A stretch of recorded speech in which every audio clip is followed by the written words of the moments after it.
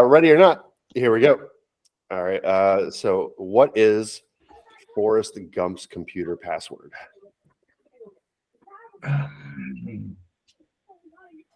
Don't know. Go on. One, Forrest, one. I had Run, Forrest, Run in my head, and I was thinking, how can that be a password?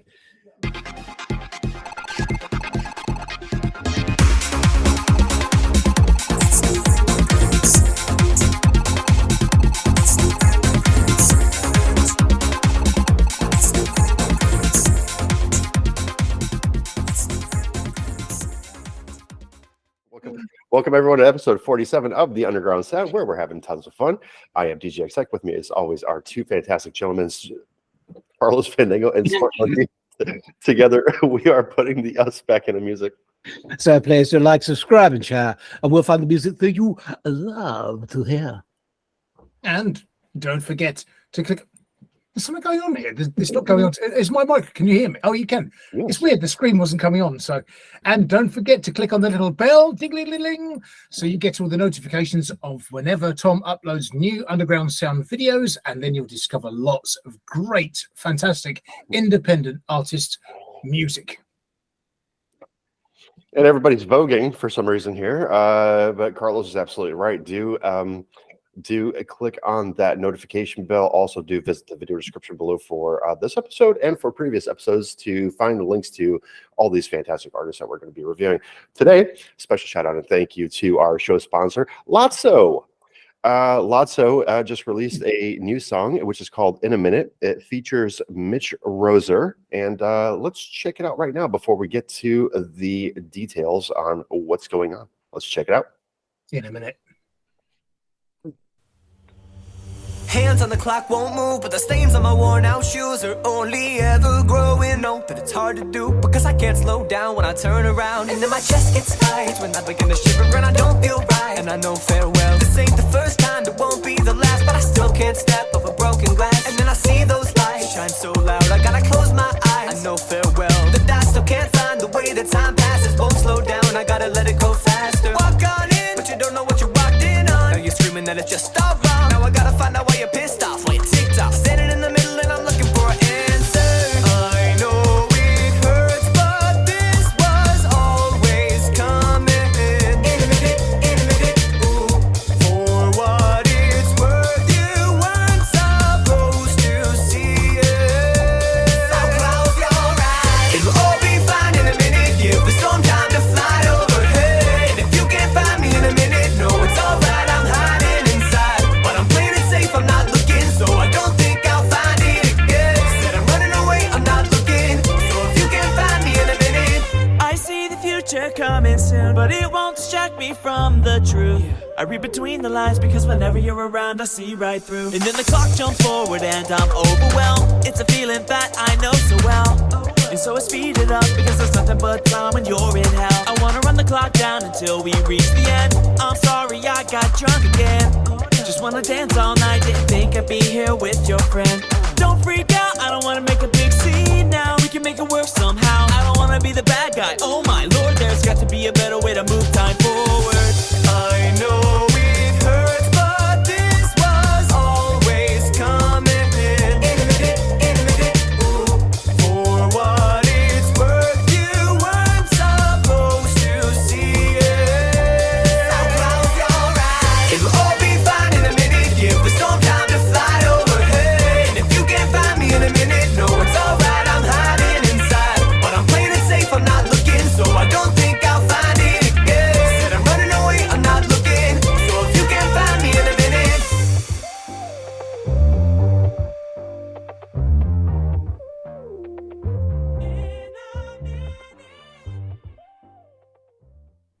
Nice and I should say a nice and poppy track to from our show sponsor here at Carlos Fandango. What'd you think of this one? Well, LOTZO did it again. It's just basically, I mean, we had Gravity last time on the show officially, and that was a great song, really catchy. Again, extremely modern, contemporary sound, poppy, beaty, dancey, clubby sort of sound, radio friendly, well produced, short and sweet, catchy, bouncy, full of energy, you know. So really good, lots of fun, great work. Monsieur Smart Monkey. Yeah, I was really impressed with that.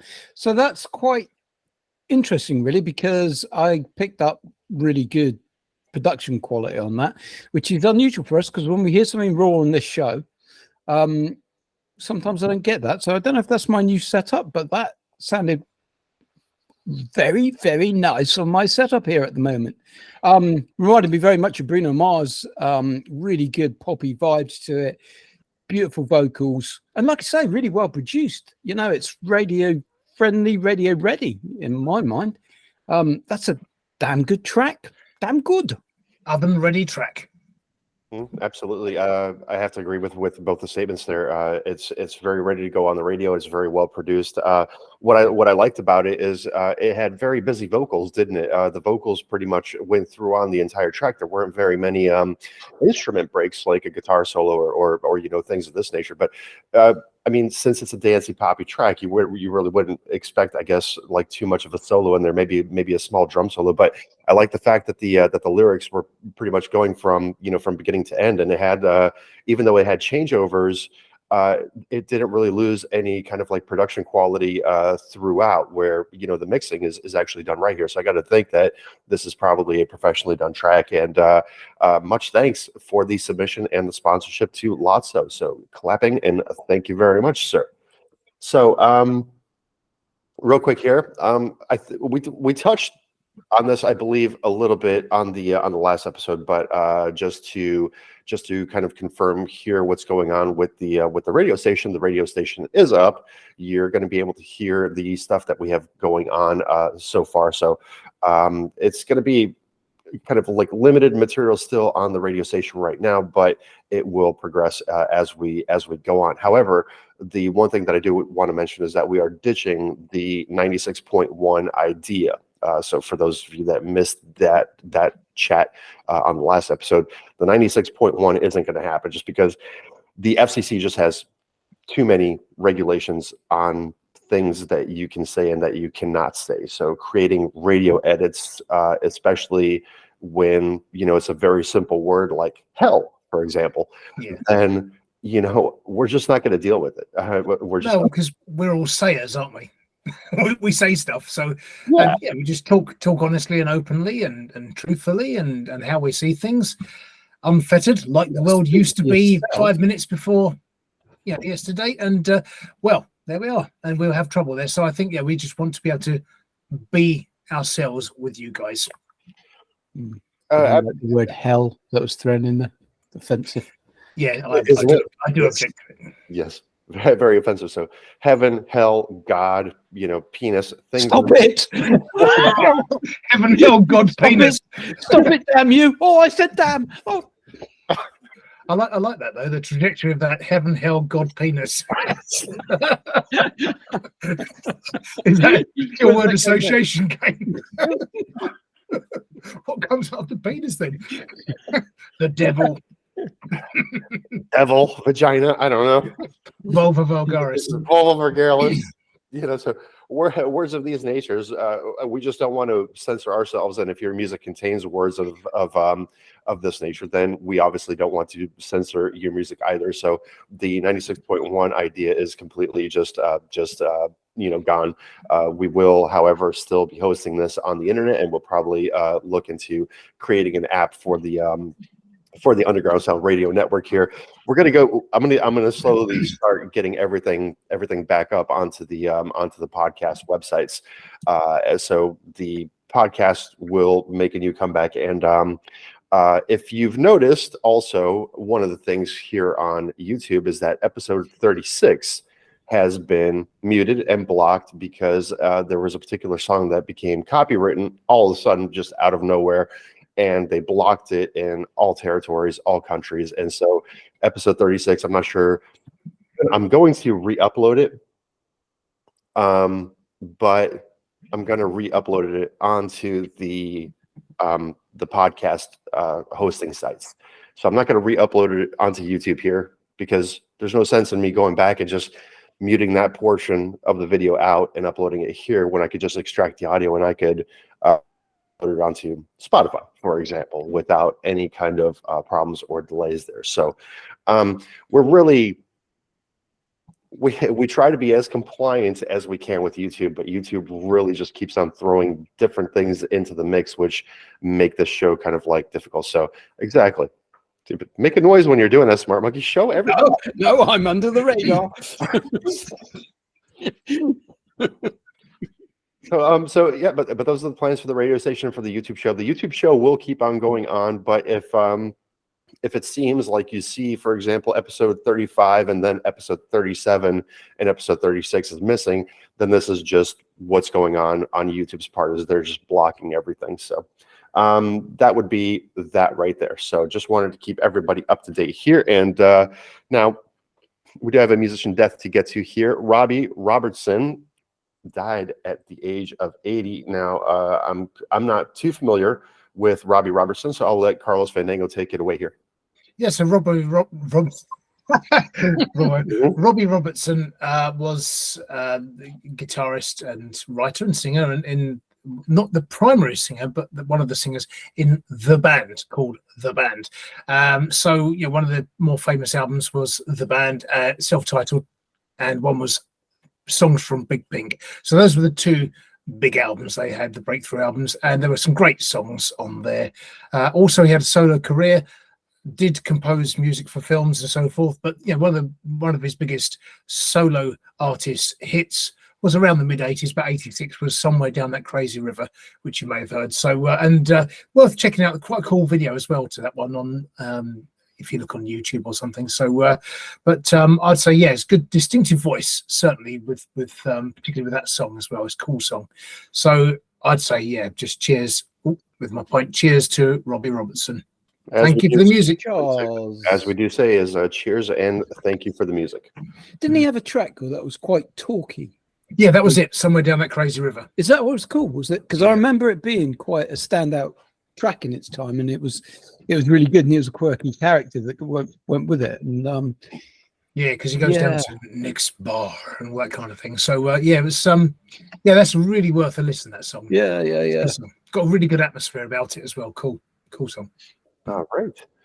Oh, I did forget to mention just before we started that thing. Okay, so if you like the song from LOTZO over there, then please do visit the video description below and find he supplied a hyperfollow link, which will obviously kind of like a link tree kind of thing. It'll allow you to go onto multiple formats, whichever one you prefer, and listen to that song and playlist it yourself there. So while you're in the video description below, you may as well check out the rest of these artists that we are reviewing here today. So moving on to track one of our regularly scheduled show here, we have it looks like Nushin, and the song's name is Your Embrace. Carlos Fandango. Yes, In Your Embrace is featuring Agnieszka Antos on vocals. So Nushin, who's Nushin? So let's have a look. So from Antwerp, Belgium, Nushin is a producer with a love for big room house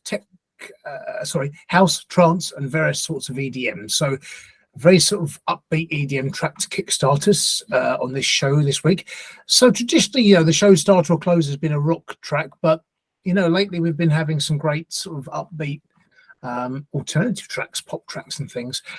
Influences include Benny Benassi, Fedde Le Grand, Daft Punk, Lost Frequencies, Martin Solveig, Robin Schulz, Martin Garrix, and Tiesto, David Guetta. So lots of different influences in the EDM sort of field.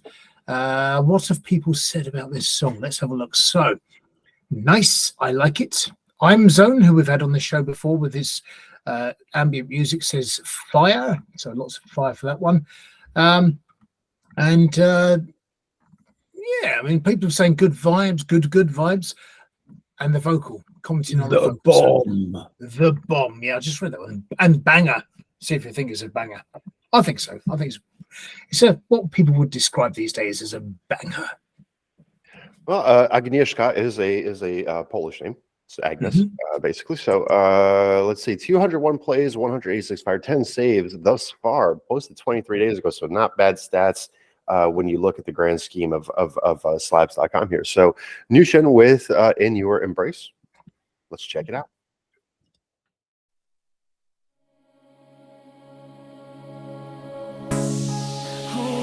tight like the world's about to break.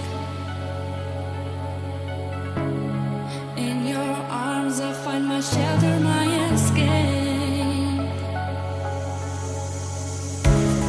Heartbeats race, mesmerizing you. Your words, my smile, I love that feels so true. When you touch me, sparks begin to fly. With you, I reach the highest sky. You're my joy, my guiding light. Love so pure, it feels so right.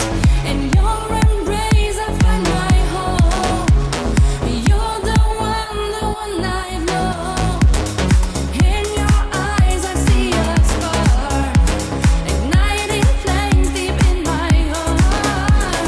In your embrace, I wanna stay. You're the one who lights my way. You're my star, shining in the night. Our love burns bright with every touch ignites. Your voice is a melody soothing my soul.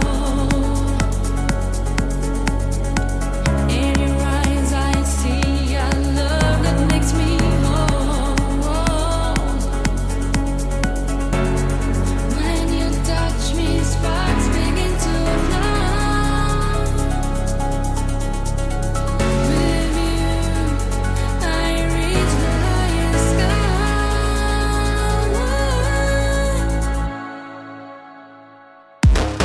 You're my joy, my guiding light. Love so pure, it feels so right. In your embrace, I find my home. You're the one I know. In your eyes, I see a spark, igniting flames deep in my heart. In your embrace, I wanna stay. You're the one who lights my way.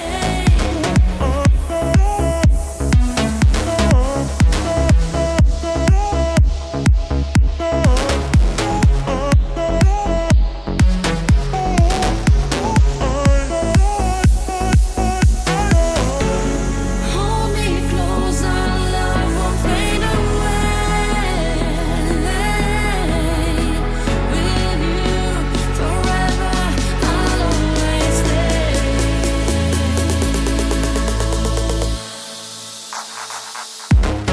You're my joy, my guiding light.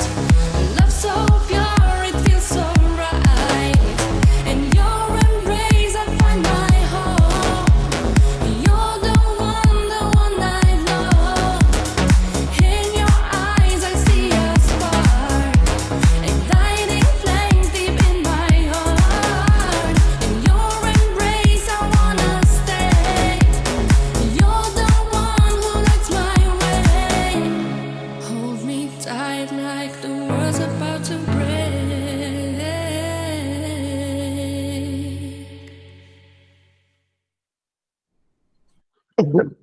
All right, that was Nushin with "In Your Embrace." Mr. Smart Monkey, take it away, since this is your cup of tea for sure.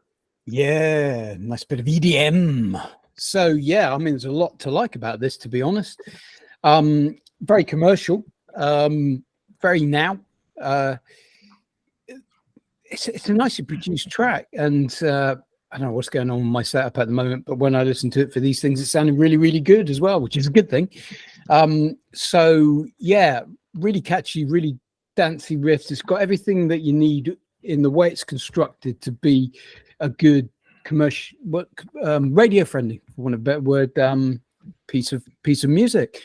I did have one, and this is a very personal, minor critique, which is that I personally would have lifted the main vocal out a little bit more, just a tiny little bit more. I just found it was getting drowned a bit. But I know that for some, that's the way they like to make their mix. They like to make the primary purpose of the track the electronic music, and so sometimes they pull that vocal down a little bit. But me personally, I like it to shine. You know, it's a good vocal. The vocals are well sung, well delivered, and I would have just only a tiny bit brought them out of the mix. And it is minor. I'm only talking minor here. It's no major big deal.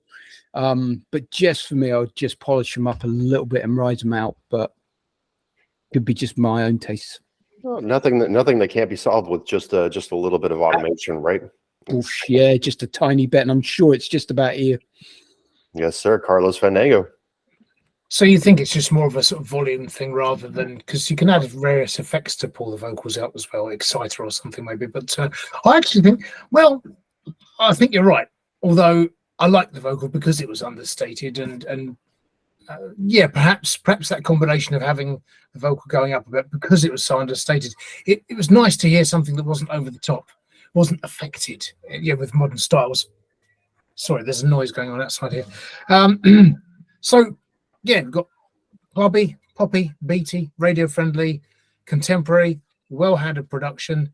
The second chord in the pre-chorus adds a lot of drama and tension there, so that was really good. And then obviously the second time around is a different chord on the second chord, followed by silence and then a big drop and the thumping beat. So that really works well, and that is exactly what Rob described as now, very now. So yeah, the vocals weren't over the top, very understated in the same way as it reminded me of sort of evasive bass type of vocal.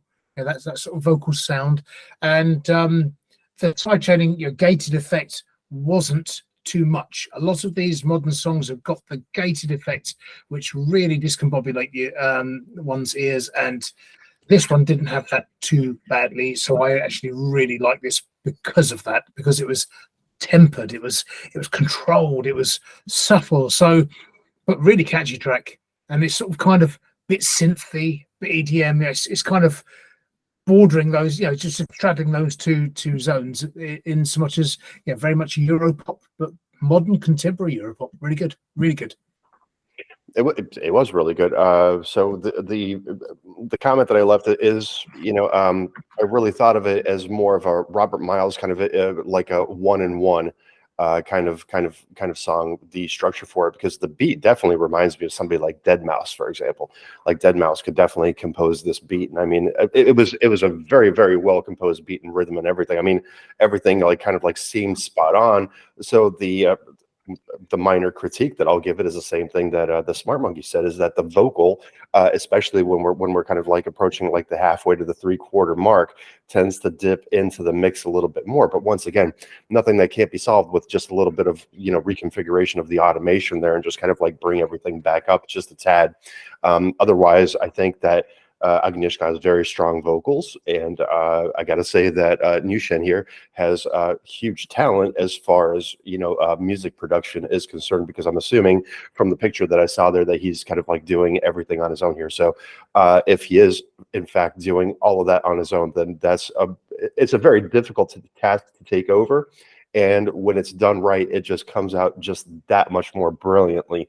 So I got to say, really good job on the production. But I mean, the Benassi effect isn't lost on me here, because it does kind of like, it does have a few of those notes which are very Benassi-like. But again, with the vocals too, you could say that it's more or less kind of like Ellie Goulding. So there's a lot of ways to look at the song. But I got to say, if you're out on a Saturday night in a club, this is the song that you want to be hearing. I got to tell you, like this song needs to be thrown out into the mix, and it's definitely very, very radio viable. Even at the what was it, 3 minutes and 53 or 3 minutes 23? Around that, yes, that's right. I have to go back and take a look real quick just so I'm not lying. Near four.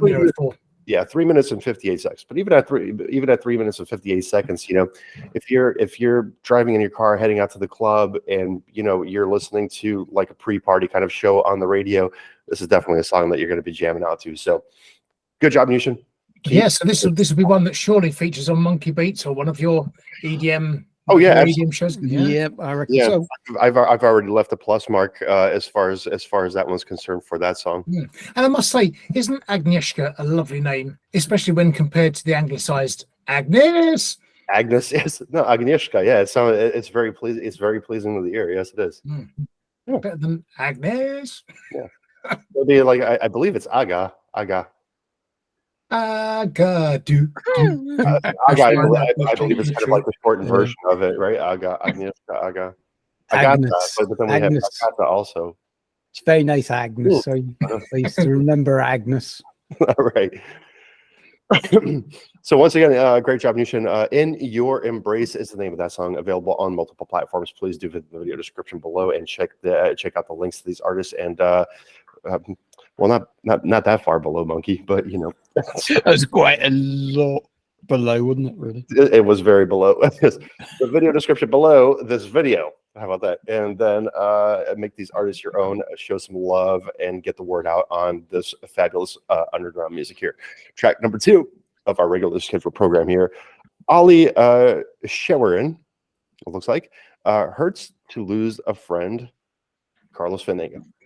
I think Ollie Schewerin, and if of course we it's a good job we don't have the radio antenna, the radio dial now, because if we're playing Ollie Schewerin all the time, then then we're going to get into trouble. So basically, Ollie Schewerin we don't know where he's from actually, but his influences include the Cinematic Orchestra, Coldplay, Harry Styles, Arctic Monkeys, Frank Sinatra, David Bowie, Bon Iver, U2. Nice mix of people there and artists. And this particular track, in fact, we've got a second one of his coming up soon as well. But this one's Hurts to Lose a Friend.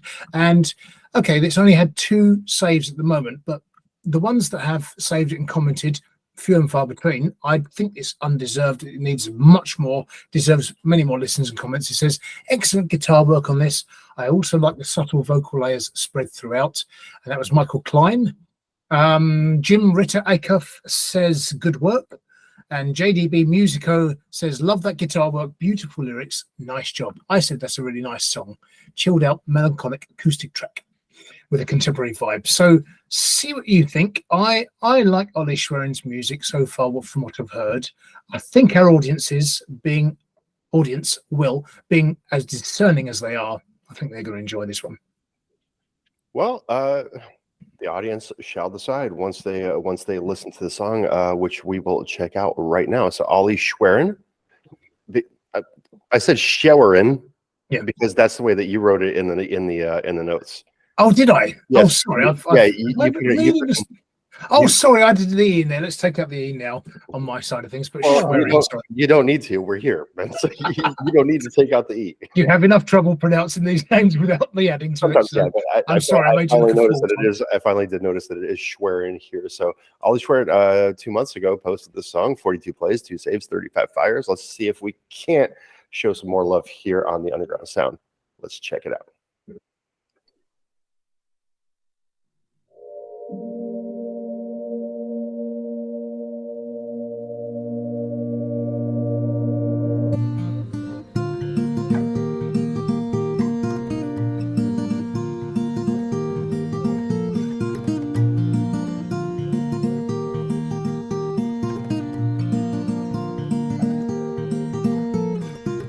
We are who we choose to be, and I know people wanna change desperately. Sometimes you is all you have, sometimes you is all you need. When people choose to leave, when you expect at least, you're left with your lonely company to drown in thoughts of all that you did wrong to them back then. It hurts to lose a friend.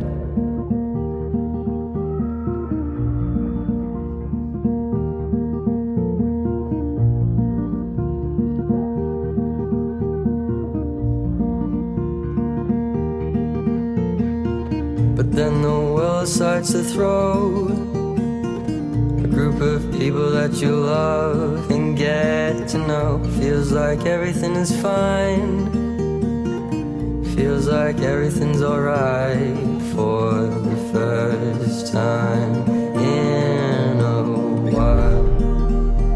You feel like you belong, live with denial, and it always felt so wrong, breathing the light. The thought of friends for life has come again, but it hurts to lose a friend. Night drives dining out, I couldn't ask for more. You're living the dream. Is there all you need to live life how you always wanted and needed, and now you have it.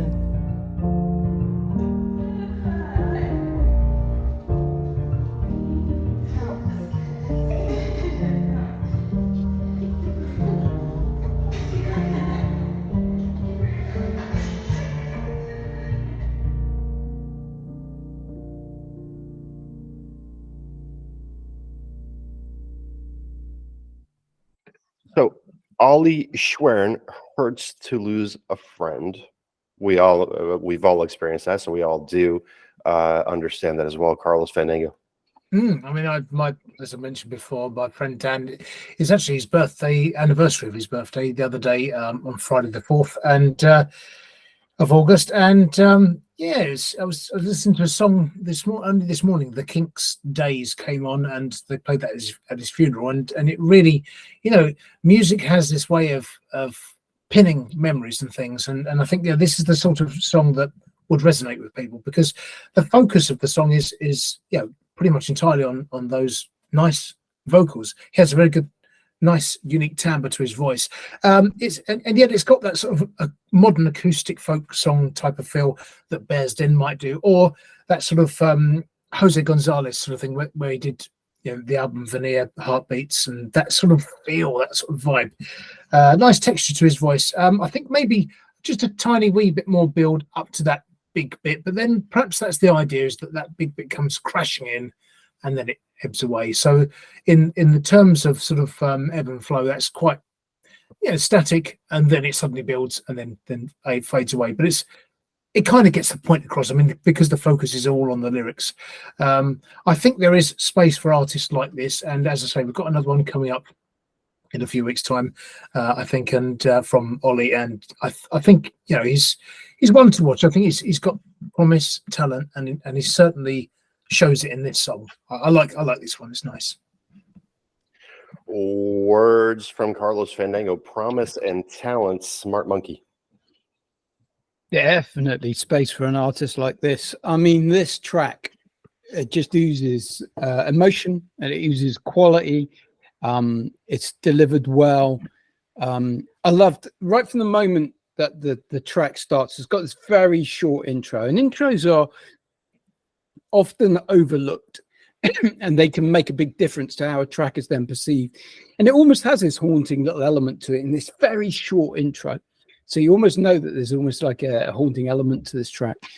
And then, you get the almost folky, contemporary folky undertones to it that are just so well delivered with these beautiful vocals.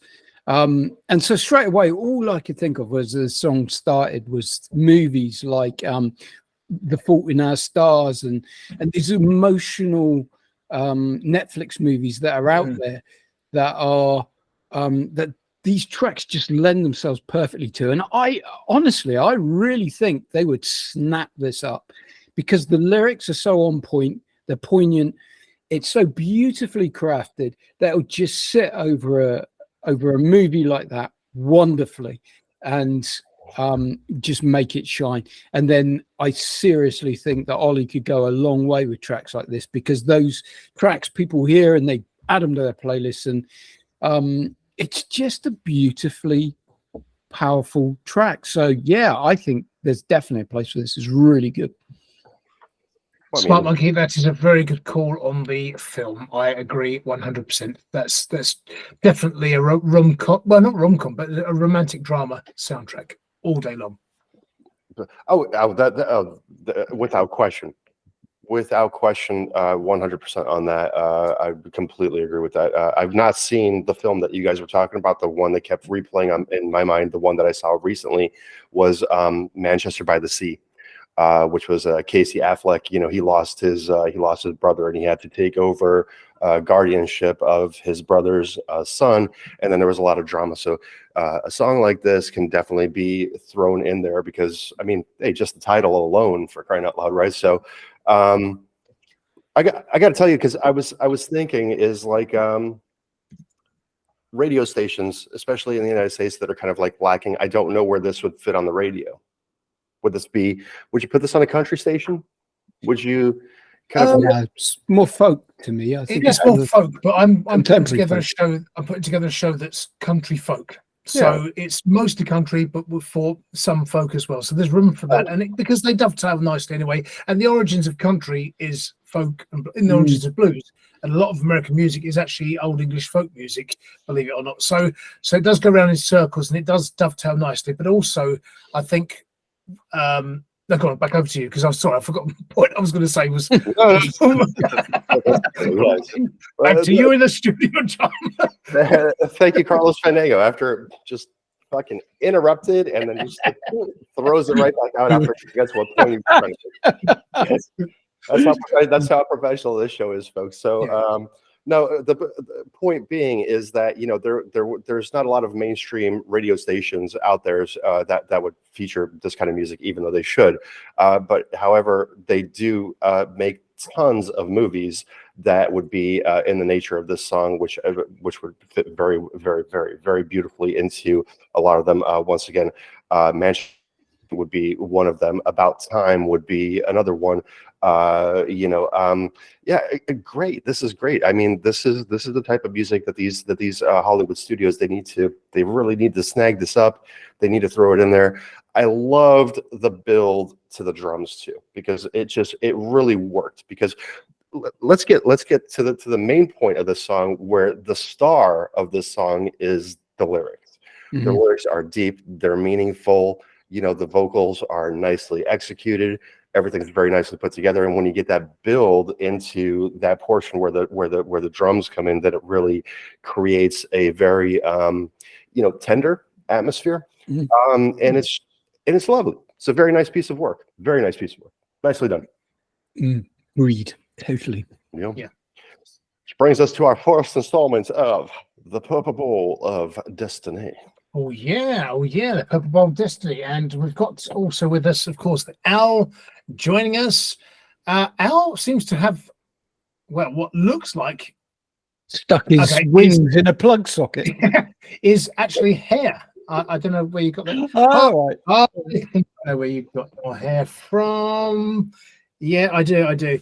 So I think Al's taking it, all those strands you get from when you take off see those. Yeah, I think so. Yeah, we can work out where Al's got the hair from, but it looks pretty cool. I think it's a cool look for the Al. Might stay for a while. We'll see. So you take us back seat for a minute, and we'll get the Purple Bowl. And here is the. Oh, what's going on? It's sort of like it looks blue to you. It's green. So You've got a wide-angle lens on your camera now. I'll get there. It's still not purple. What's going on here? I don't understand this. Let's see if we can get abracadabra. You've been in second eye shop again. It's still not purple, but what we have got in here, for anybody just catching us for the first time, here's all the categories, and we're going to put it into this bowl here, which is still not purple, but by means of magic, please all say it with me: abracadabra, alakazam. Abracadabra, alakazam. Even though we saw the Purple Bowl inside there already. Yeah, did I tilt it? Did I tilt it? Yeah, you did. Yeah, I could never do totally lost the magic now. Be a musician, but not a magician. Well, let's just So- see the magic happen. Look, the And magic there they are. The Whoa! pink dropped down. It's an Whoa. amazing effect. Whoa, indeed. Whoa, indeed. So we're going to stir these around. These are all categories on slaps.com. So Tom, we'll select one. Rob will call it, for instance. We'll select a category at random, and that will be the latest song uploaded from an independent artist is what you're going to hear next, which is dead exciting. So She's going to hear next. it's what you're going to hear next. So over to you to call it. Who's calling it? Go on, Tom. You have a go. No, it was, I did last week. I did both last week. Oh, okay. I'll Of call it. course you weren't here. Were you? How about now? Now, okay. Oh, my hand definitely just picked out one on its own away from all the others. Okay, I think we've had this once before. And it's unsigned artist, which is pretty much everybody on Slaps, but there's a category called unsigned artist. So I suspect it'll be rap, but we'll see. Well, I have seen one or two good songs in unsigned, to be fair, but it'll probably be rap. Indeed, it probably would be, yeah. Do you know how much time that took to prepare that? I mean, I know it's only getting bowls out of the kitchen cupboard, but to think about it and prepare it. Yeah, to actually figure out how they go in order was probably quite complicated, wasn't it? It was very complicated, yeah, because Yeah, of some, the sizes just, yeah, some didn't fit and some did. Yeah, I had it all the Yeah, other way I around. understand It was, where you would. well, at first it was all stacking up really tall, and I couldn't. Yeah, work it out. exactly. And then Yeah. you think you've got quite a good pattern going, then one throws it all out and falls in. Oh, man. It all was very difficult and Very laborious. dramatic moment. We've got some universally challenged. So this is the things that quiz contestants say, and I think this was on Family Feud or Family Fortune. So name a famous Frank. French Frank. Host says name a kind of bank that doesn't deal with money. Sperm. That's a fair point. Yeah, it's a quite good answer, really. Name something. name. It's very good. Okay, right. Okay, name something babies throw out of their crib. Prayer book. They got a lot of laughs. It made me laugh. Name a kind of place where it's smart to know where the exits are. Church. Name a letter, many words. Oh, no, it's just an award. Name a measurement of time. Watch. Absolutely. Name an activity that is both healthy and fun. Sex.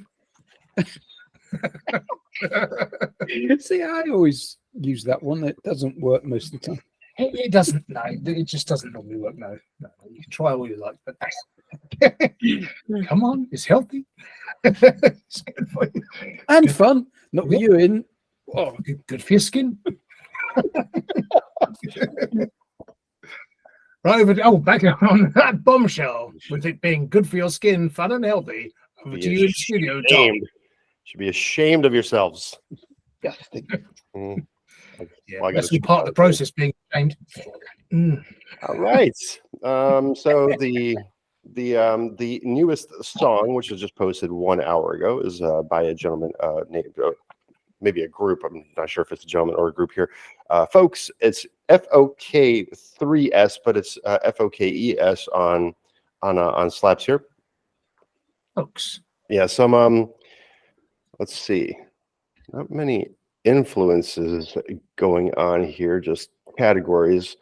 Trap beats, trap music, trap Latino, Latin trap is from Ecuador, just by the way. So name of the song is GRISES or GRISES. I'm not sure. So presenting screen now. So that's kind of where we're at with this one here. Let's see. So it was posted 1 hour ago, as mentioned. 4 plays, 1 fire only thus far. Altogether, 12 followers, 41 plays with 5 tracks, folks has here. So just to show you, once again, boom, in the brand new spot, posted 1 hour ago. GRISES? I guess. GRISES. I think so. GRISES, yeah. GRISES or GRISES. Not really sure. I wonder if there's a like an Ecuadorian translation of this one. Well, I'm going to look up what's the slang word. Oh God, am I going to find something really terrible here? Slang word, something really bad, isn't it? Slang word grises. Dishonesty or trickery, excessive talkativeness. That's fair. Let's see what it might be a good song. Okay. Oh, grises. What does grises mean in English? Grey. Could be grey as well. Could be. I think What are you laughing at? I think the first one is what it probably is, isn't it? Nothing matter with grey. Well, at Nothing least matter you with have grey. great, man. Oh, I see. Silver fox. Okay, silver fox. Still breaking out with the furries, calling them a fox. All right. Oh, fox. That's a good one to go, isn't it? Back he goes, the silver fox. Oh, we don't need to reinvigate this conversation, right? Here we go. Furries conversation. Folks with Grises. Okay, let's check it out. Reír para no llorar, callar para no gritar, irme sin avisar, sacarme las lágrimas. Reír para no llorar, callarme para no gritar, sacarme las lágrimas. Gracias por criticar, yeah. Gracias por criticar, yeah. Yo soy blanco y negro, no soy panda, pero yo sí me la creo, que tengo un heart de acero. Tanta mierda que tuve que tragarme. No pierdan el tiempo, no pueden envenenarme, porque soy el man más cabrón que Superman. Te las vendí el imán, el papá de Spider-Man. Tengo la respuesta como el acertijo. Voy a tocar el cielo, papá me lo dijo, mijo. Ustedes son mis hijos, con la bola de cristal mi futuro me lo predijo. Cambié mi realidad sin la gema de cristal, ninguno se la cree, esto es una paradoja. Ahora tu baby sonroja, su número está en la hoja, yo la llamo, ella floja. Me siento Itachi en busca de poder, controlo mis demonios como el fucking Killer Bee. El noveno Hokage, men, yo ya lo decidí. Respeto se gana cuando lo perdí. Me faltan las ganas de convivir contigo.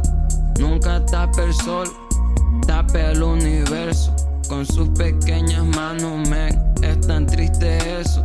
Miran si les conviene cuando eso viene al caso. Y si en el caso no hago falta, pues fatality pa' mí. Mi presencia no hace falta. Y si nos faltan los recursos, escaso de humildad, eso no se aprende en ningún curso. Su discurso de justicia en la práctica se cae. Gritos, palabras, siendo perro nunca ladre. Reír para no llorar, callar para no gritar, irme sin avisar, sacarme las lágrimas. Reír para no llorar, callarme para no gritar, sacarme las lágrimas. Gracias por criticar, yeah. Gracias por criticar, yeah. En un mundo de colores, ignoran los grises. Los grises son la gente llena de cicatrices, batallas mentales, fuerte crisis emocional, perderse en las nubes, ignorar las realidades. ¿Eso es de fuerte o es de cobarde? Ninguna de las dos, todos no somos iguales. El tiempo es relativo como todos los problemas. Un pez no trepa árboles, un ave no nada. Por eso les diría que no sirve para nada. Las palabras son las armas más potentes de este mundo. Construyes o destruyes una vida en un segundo.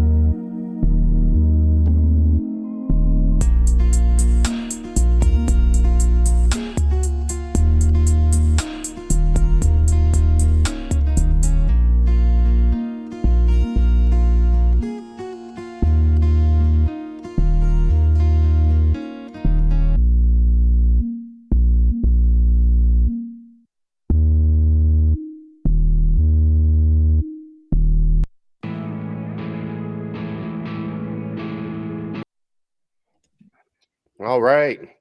That was GRISES by FOKES, which the translation is actually gray. Carlos Fandango.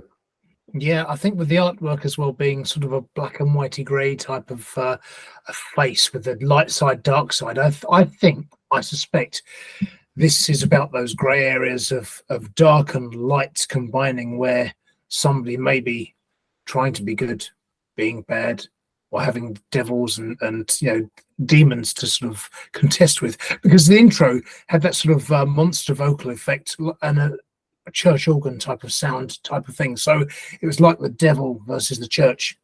And and I think, obviously didn't understand a single word, but I got that impression, so maybe we're on the right tracks, who knows. But I wouldn't know if there's any swearing in it either.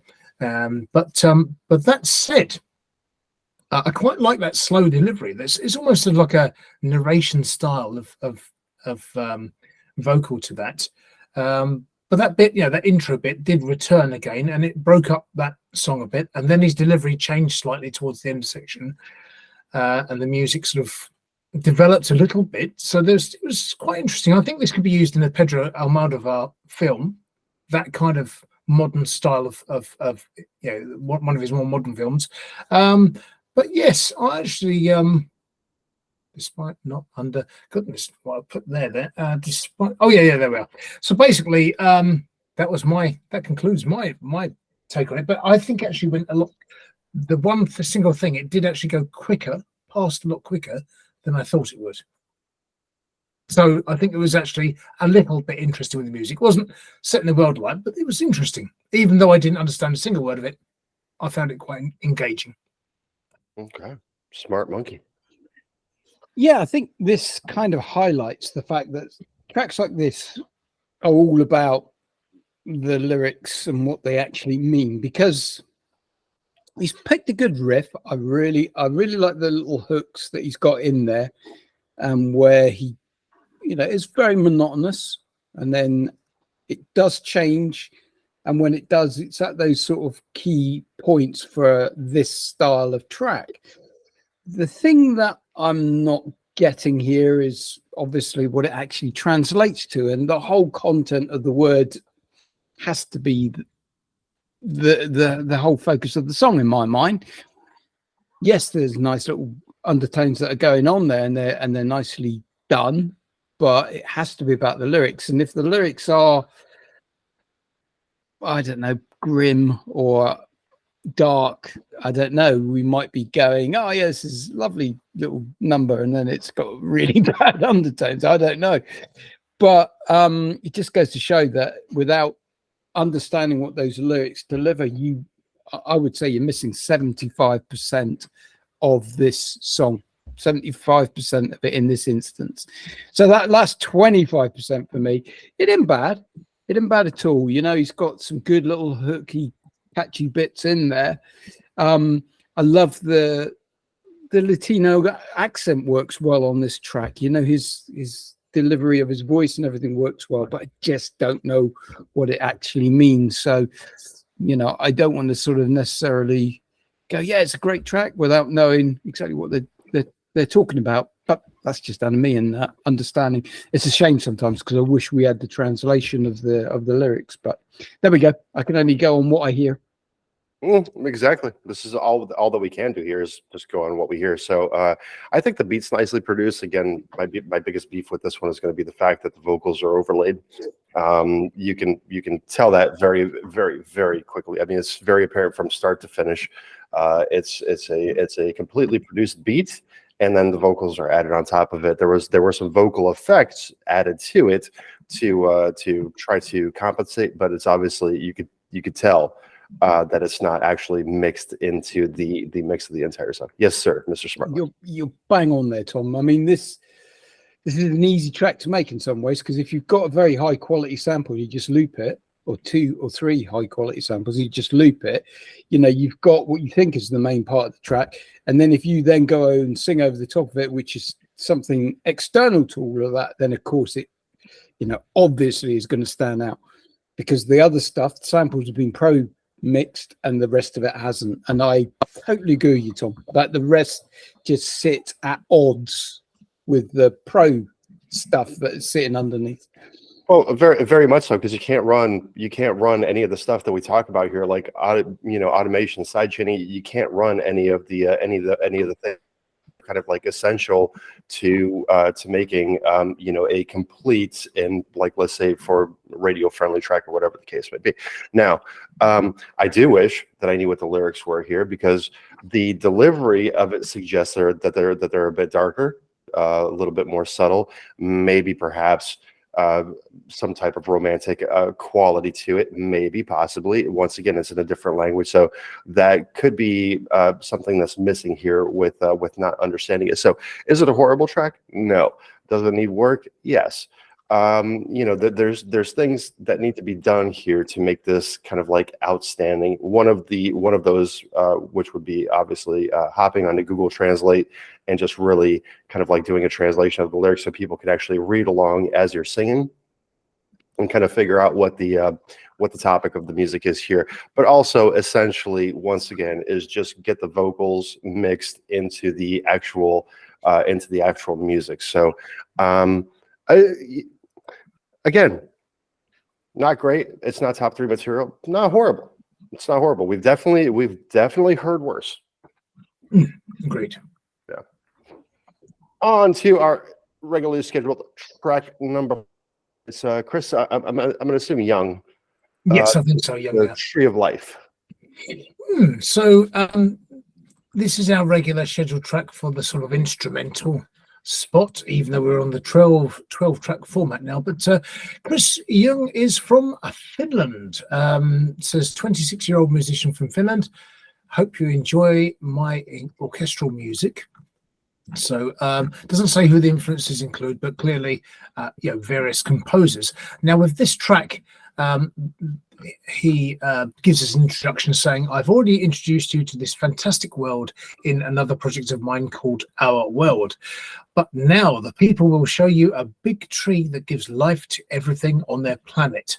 And the artwork itself is of the Tree of Life, the title of the song. And it's almost like a sort of Thomas Kincaid sort of, that sort of brightness to the artwork, something magical and sort of fantasy land. But now, what have people said about this? Well, Lady Emma says it actually feels like the beginning of creation. I don't know why. I love it.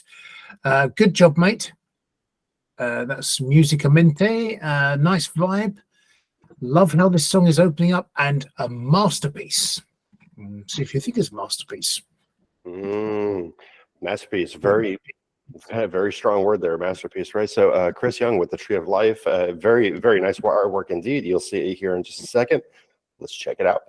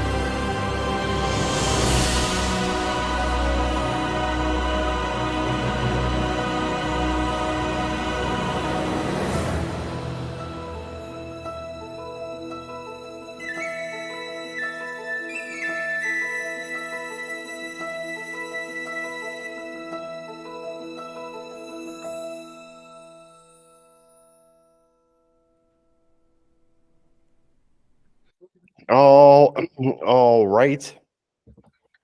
Tree of Life, I should say, by Chris Young, Mrs. Smart Monkey.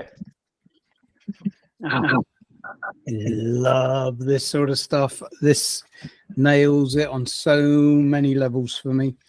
I mean, this is a 26-year-old musician here who is banging out tracks. I mean, the first thing that when I heard this, I thought it's coming from Avatar, you know, so it's James Horner and his soundtracks.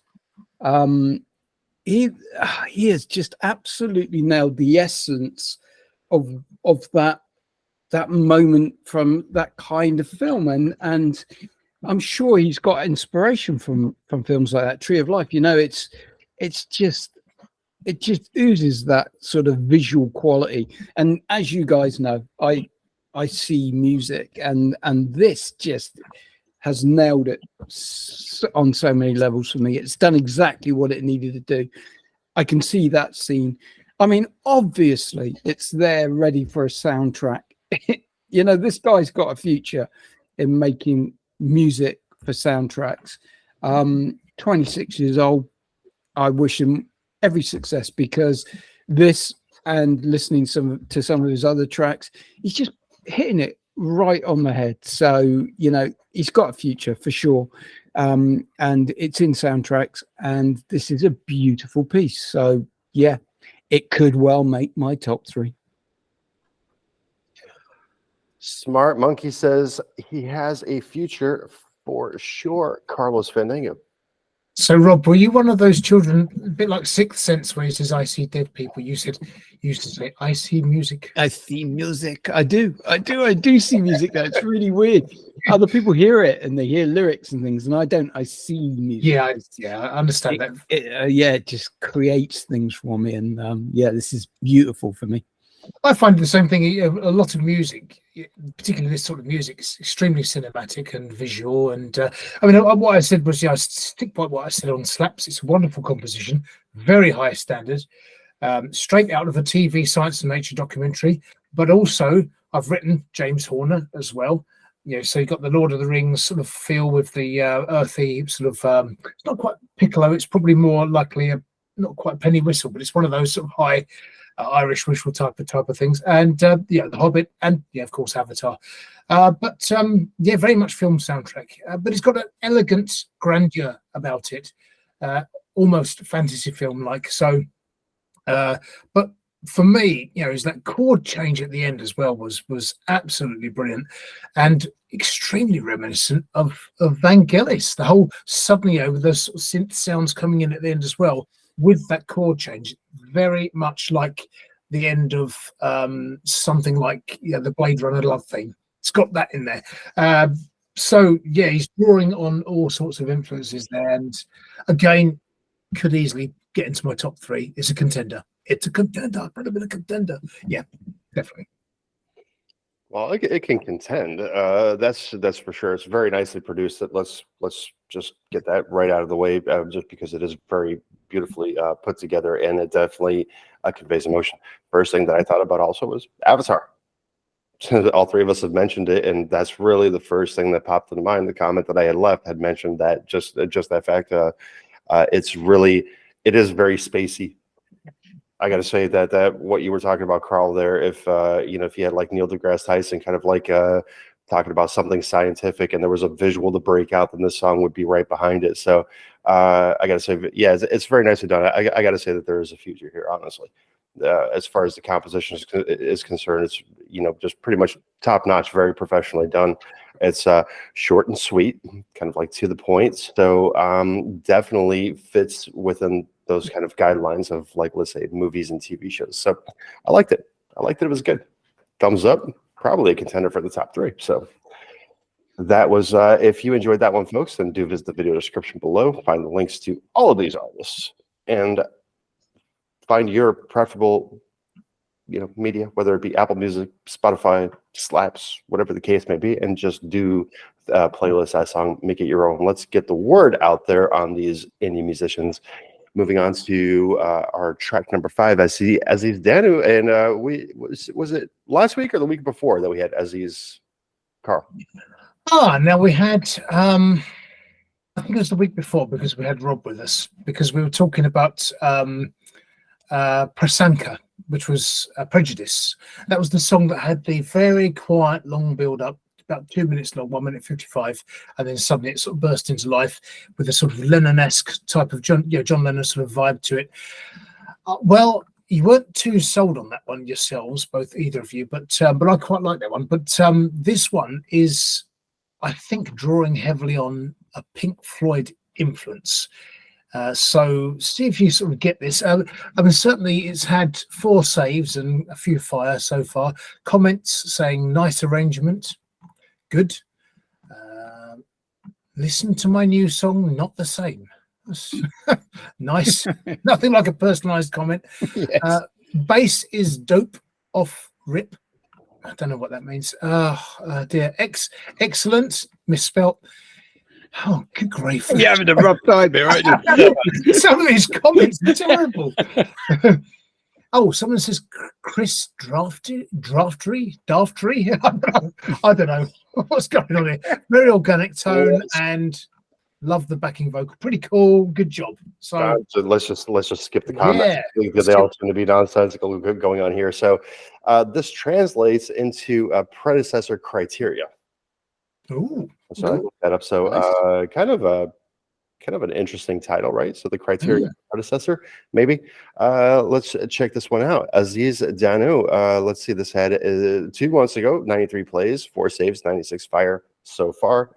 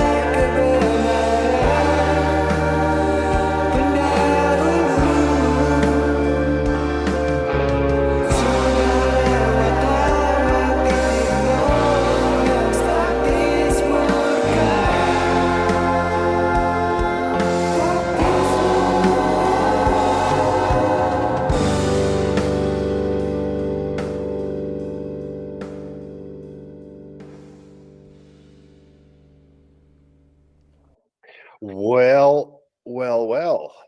Is this a contender for my number one spot? Quite possibly. Smart Monkey. Well, okay. So we, as you said, Carl, we had an earlier track, Prasanka. I want to say Prasanka for, I don't know if I'm pronouncing that quite right. Now, Prasanka was a good track, but it just 50% of it was all build up. And then in my comments, I just had to go back to it. And I remember saying that it had Queen elements to it. There was something very retro about the style that was delivered, and that they had actually done a really good job of reproducing these Queen elements. Now we get massive Pink Floyd elements from this track, massive, and they are so well done. So I'm like now going, right, I've got to pull back a little bit on my comments from the last time on the show, and we were a bit critical to where we are now. What Aziz is doing is it's really beautiful, actually, in that he's reproducing these artists of an era, and he's doing it so well. Has he got the purest of vocals? No, but it doesn't matter when you then see how he's applying it, and then how he's layering it with all these beautiful harmonies and the guitar and, you know, everything. He's just taking textbook stuff from that era and pulling it out and producing new music based on those styles. This is, you know, this is seriously good stuff. This is really good, clever, constructed music. You know, of course, we're going to love it because we're of that generation. Will the new generation love it? I hope so, because I hope it introduces them to something new. This is really good, and I really enjoyed it. It's beautiful. In fact, I'll go as far as that. The harmonies and everything, so beautifully constructed. Really nice track. That's the big question, isn't it? Is will the new generation enjoy this? Because it does very much have a classical feel to it. Carlos Fandango. So, I mean, basically, it's right in that sort of peak period of, well, just as Floyd were becoming really big, you know, when they had Dark Side of the Moon out, you can hear influences. You can hear a bit of the groove and vibe of Metal album in there. Echoes is in there slightly, but more than anything, it's probably Dark Side of the Moon. You can hear some of the chord movements of Time, you know, and the vocals as well. Every year is getting shorter, and Any Color You Like, the keyboard bits in there, Eclipse, a bit of that in there. So lots of it's drawing on all those tracks and the feel and the vibe and the sound of Dark Side of the Moon. When you've got, you know, the vocal sound for a start, the harmonies, just like Dave Gilmour's soft husky vocals and Richard Wright's vocals, and those really high ones, you know, just layers that and it's just beautiful. And plus the Dave Gilmour sort of sound of that period with the sort of chunky, you know, funky sort of guitar, dun dun dun, but then moving into the ascending notes afterwards, dun dun dun, and it's just fantastic. So I really like the one. It's a contender, another contender. We're going to have, once again, lots of trouble picking a top 3 from 12 songs. It's really become so difficult when you've got standard like this. But I think people, you know, anyone who likes Pink Floyd or is discovering Pink Floyd and then discovers this, okay, different language. I mean, he's from Jakarta, which again reminds me of the old joke. And you know, my wife's gone to Indonesia, Jakarta. No, she went by plane. So basically, to get it in there, but he's from Jakarta, you know, so he's speaking Indonesian. So you don't kind of, you know, unless you've got a translation, but it kind of doesn't matter to me. Really doesn't matter about that. It sounds good. Yeah, I just wanted to say that I had made a comment here that I'd missed, but you're so right. I mean, we talk about how things translate and how lyrics translate. This song is so beautifully done. It didn't matter. I mean, you know, as I've said before, that I hear music and sometimes vocals just disappear. So even if he was singing this English, it's very likely that my brain would have just gone, just put it out and just heard his vocals as an instrument. And this is a classic example where it didn't matter what he was singing. It was beautiful, and I was totally absorbed in it. And yeah, The only thing that I'd worry about is if it's something offensive, but I just don't think it's going to be in this song at all. So yeah, beautifully delivered, and like you say, those just the way those words and everything are sung, just it's lovely. Well, Sorry, Tom. Carry on. well, Pink Floyd is known to be a little bit racy and possibly offensive, from their subject matter and their songs. So who knows? Once again, case in point here is good that point. I do wish that I understood the lyrics. However, I do agree with Monkey here. Is when the song was going, I was really being transported on this kind of like the psychedelic journey, even though I'm not on anything except for a couple of brews that me and my homies have been, sharing here, right? But my mind did go on this psychedelic journey just because of the music. And I mean, it was really following the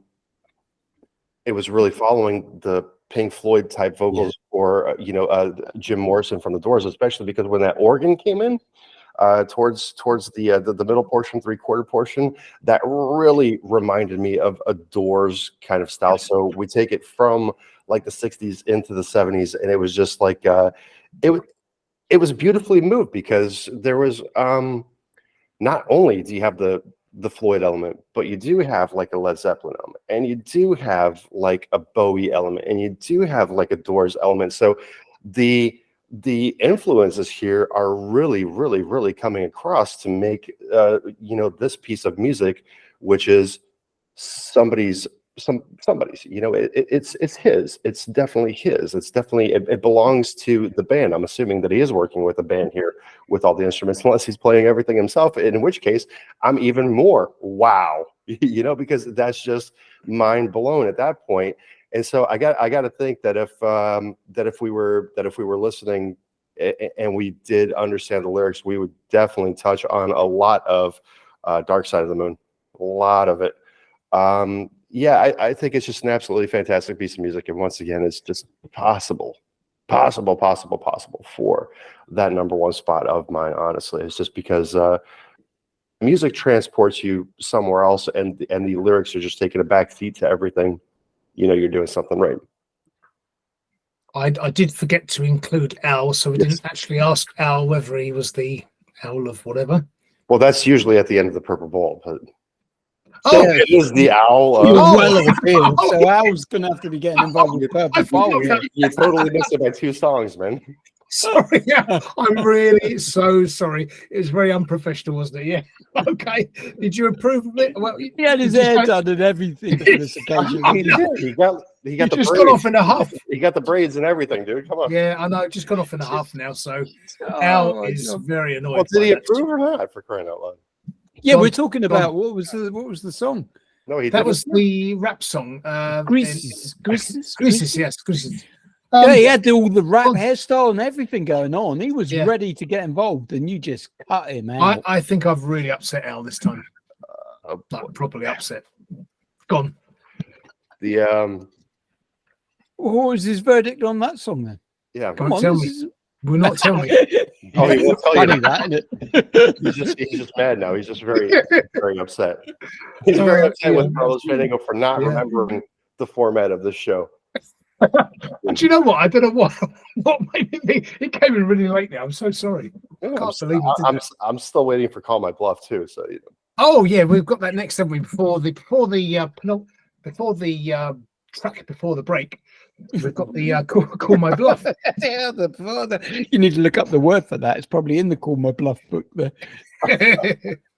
Ding, ding, ding, ding, ding, ding, ding, ding. So the current scores in the Doors this season so far, we have Tom and Rob bringing up the rear together with 3 apiece. I don't know if I like the way that sounds. and the audience is actually on 6 wins, partially courtesy of F from Rookie Rogers, who got 2 in a row when he joined.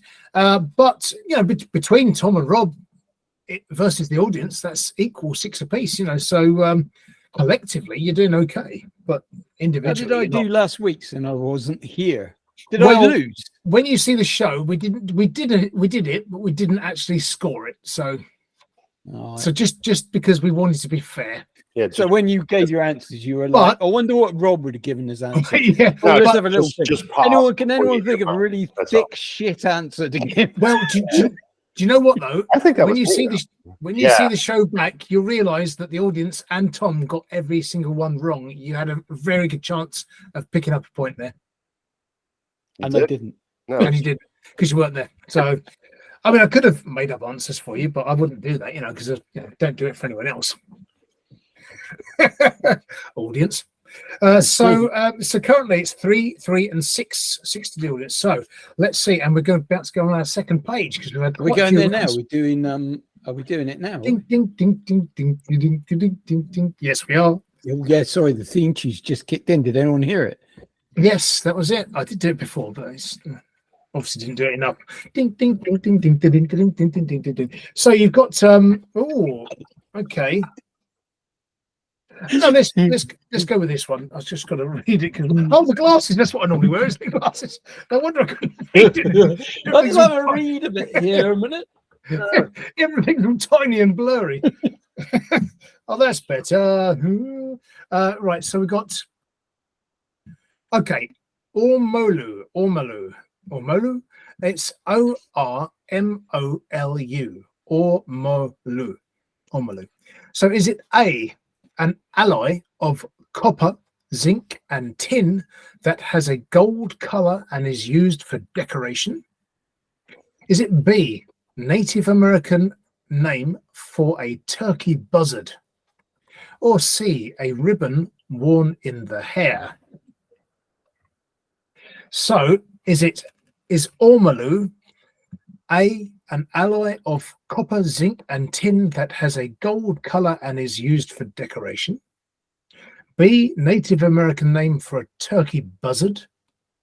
Or C, a ribbon worn in the hair? What do you reckon? What's your gut feeling on this one?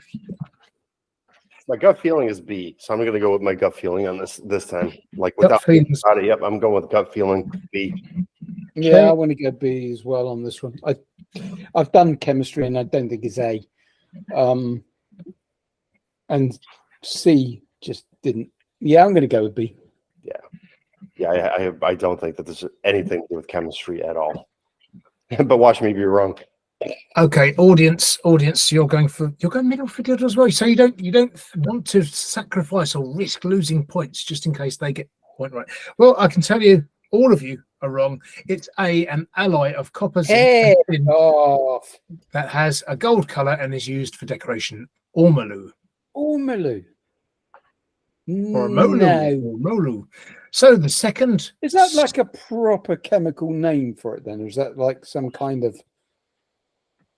I don't know, is that like a combination of OR, like a or, MO? No, I don't know, maybe. Possibly. It Find feels out like for me. If you can find out in the next 10 minutes, that'd be perfect. Thanks. This game sucks. Okay, number hold two. on. How do you spell that? ORMOLU. Yeah, he's going to look it up now. You're going to be found out. Oh, Fraud. All this time, Carl's been a fraud. Making stuff up. I've been writing all these cards out. Typing them out every week. So Wapiti. no, listen, it's let's see, gold was mixed with mercury and used to gild metal, a technique that was banned in the 19th century on account of its toxicity. So we haven't heard this shit since the 19th century, for crying out loud. The 18th century. Fuck's sake. Yes, dangerous. Dangerous, Carl. Toxic. Well, Toxic. this is the name of the game. We do tread on the edge of danger. We stride along the cliffside of worry and anxiety. So I'm sure a lot of people do worry about us. So this is Wapiti, W-A-P, WAP, wet ass pussy, I-T-I. So W-A-P-I-T-I, Wapiti. So is it A marking on the face in West Africa, signifying someone who has fought successfully in battle? Is it B, a cocktail umbrella, a Wapiti? Or is it C, the North American elk, brackets, from a native word meaning white deer, Wapiti? So is wapiti a marking on the face in West Africa signifying someone who has fought successfully in battle? B, a cocktail umbrella? Or C, the North American elk from a native word meaning white deer? What do you think? See, this is why I hate the game. Every one of those sounds reasonable. Option C pops up, right? And then it's in quotations too. And it's no, I'm gonna go with A. You're going with the marking on the face in West Africa. What This about you? definitely seems very African tribish. What about you, Rob? What's Well, I was thinking that, but I want to mix it up a little bit. I don't think it's B.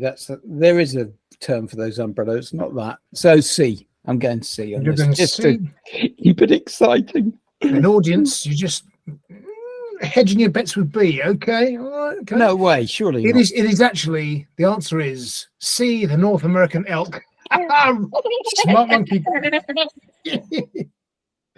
Right. So Smart Monkey's got one here, one here. I got one here. No. Oh, that's what I realised. What I've done now. Okay, and naught. What naught, you've done? We one. have done 2 questions. Yeah, got it. I was on the wrong pad. It's quite That's- complicated, isn't it? Yeah. Right. Check out this word. Circumclude. So I wonder what you're going to say. Then. C-I-R-C-U-M. So C-I-R, sir. C-U-M, come. C-L-U-D-E, clude. So I might add an extra answer, D. The end of the end moments of Jewish. go ahead. Let's get the definition for D. So circumclude. Is it A, to enclose something or somebody, to shut in on all sides? Circumclude. Is circumclude B, to avoid a subject in debate, an oratorical term? Or C, is circumclude a cloud that surrounds the sun or moon, giving it a halo? So is circumclude to enclose something or somebody, to shut in all sides, on all sides? B, to avoid a subject in debate, an oratorical term? Or C, a cloud that surrounds the sun or moon, giving it a halo? And did you ever come up with an option D or no? Oh, well, that'd be the no, I bet not. Okay. Yeah, I'm gonna go with C on this one. You're going to see a cloud that surrounds the sun and moon, giving it a halo. So And what about you? I'm putting myself on the show here, It looks that way, doesn't it? Right. and there would be Oh, I see. all these clever sods on the show going, circum means to surround. So they will all come. I'm going with B on this one. B. Okay. Audience. Tough one. Yeah, it's like Tough an one. audience is going for A, I believe so. Yeah, because you two I kind didn't. of thought about A as well, but no, I got A, and it is A, to enclose something or somebody, to shut on all sides. We now have a tiebreaker between the audience and Rob. Me?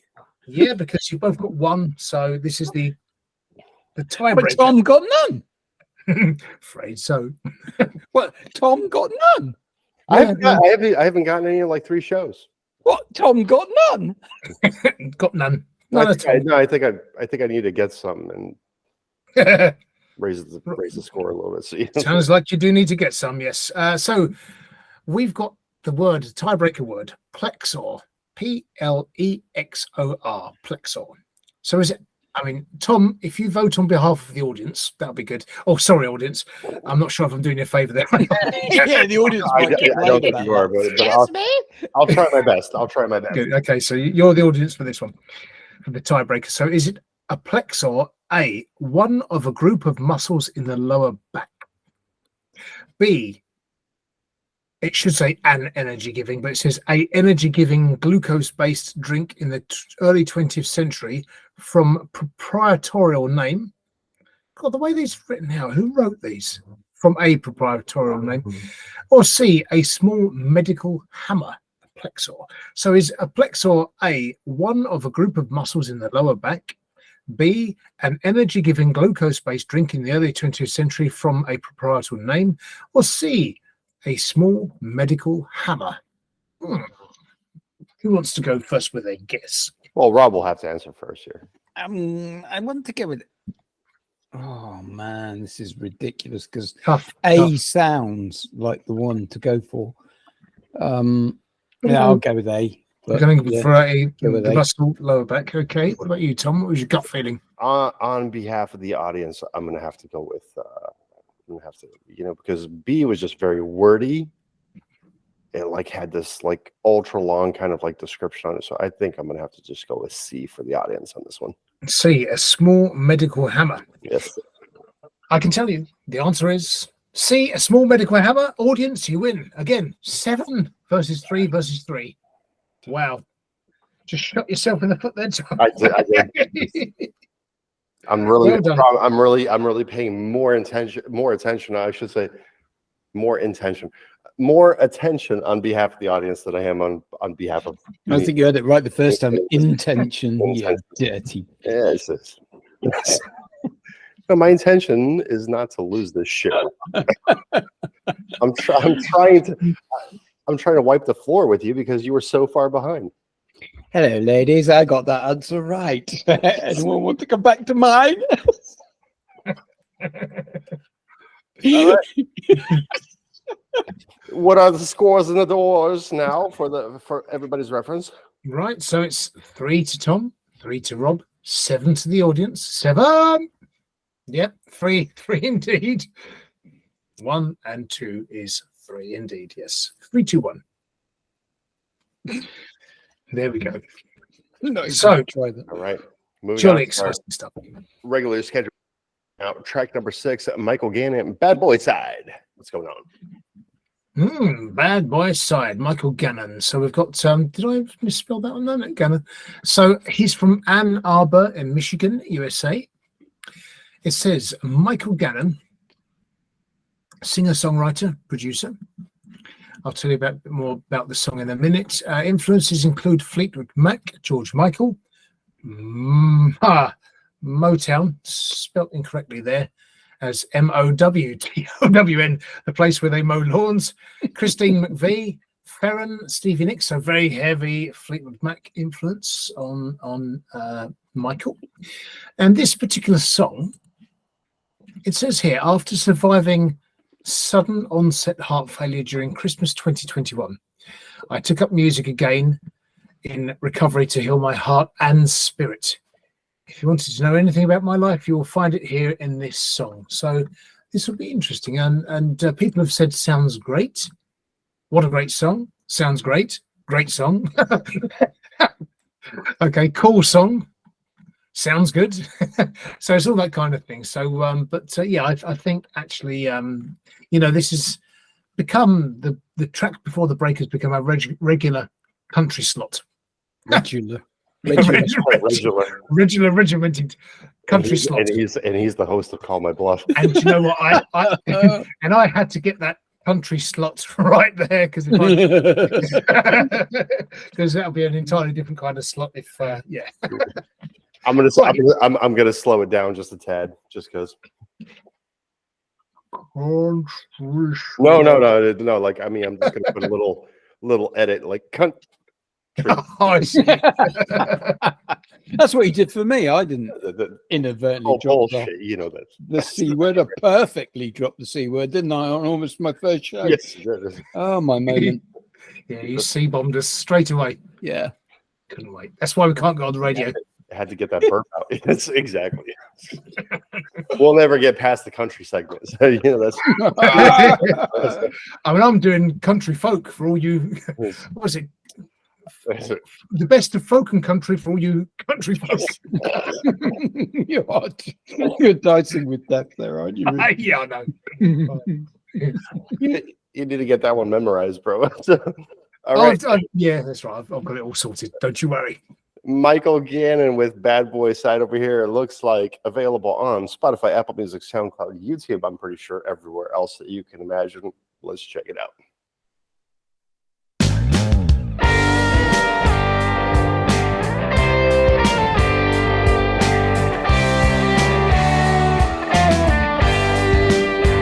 It's Friday night, as you can see. I could use some company. heart on my sleeve, I'm asking please. In every life there falls some rain, so my luck is bound to change. Let's have a dance and take a chance on what will be. Every saint has a past, every sinner has a future. You good guys finish last, I have to ask. I may not always get it right, but I'll do my best tonight. I'm the nice guy with the bad boy side.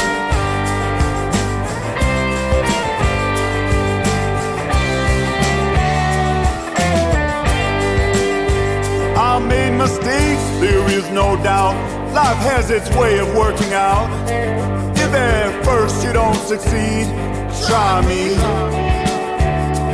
And with all my money spent, fair weather friends, they up and went.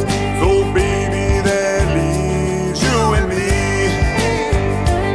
Every saint has a past, every sinner has a future. You good guys finish last, I have to ask. I may not always get it right, but I'll do my best tonight. I'm the nice guy, the bad boy side. I'm the nice guy with the bad boy side. Lonely heart, set me free.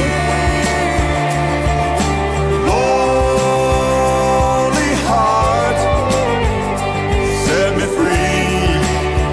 Oh, let me be.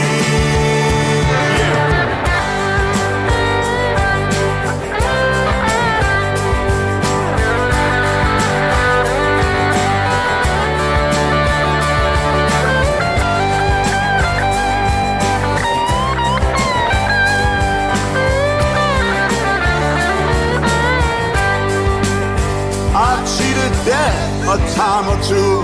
Broken hearts, there's been a few. But I still have hell to raise before I'm through.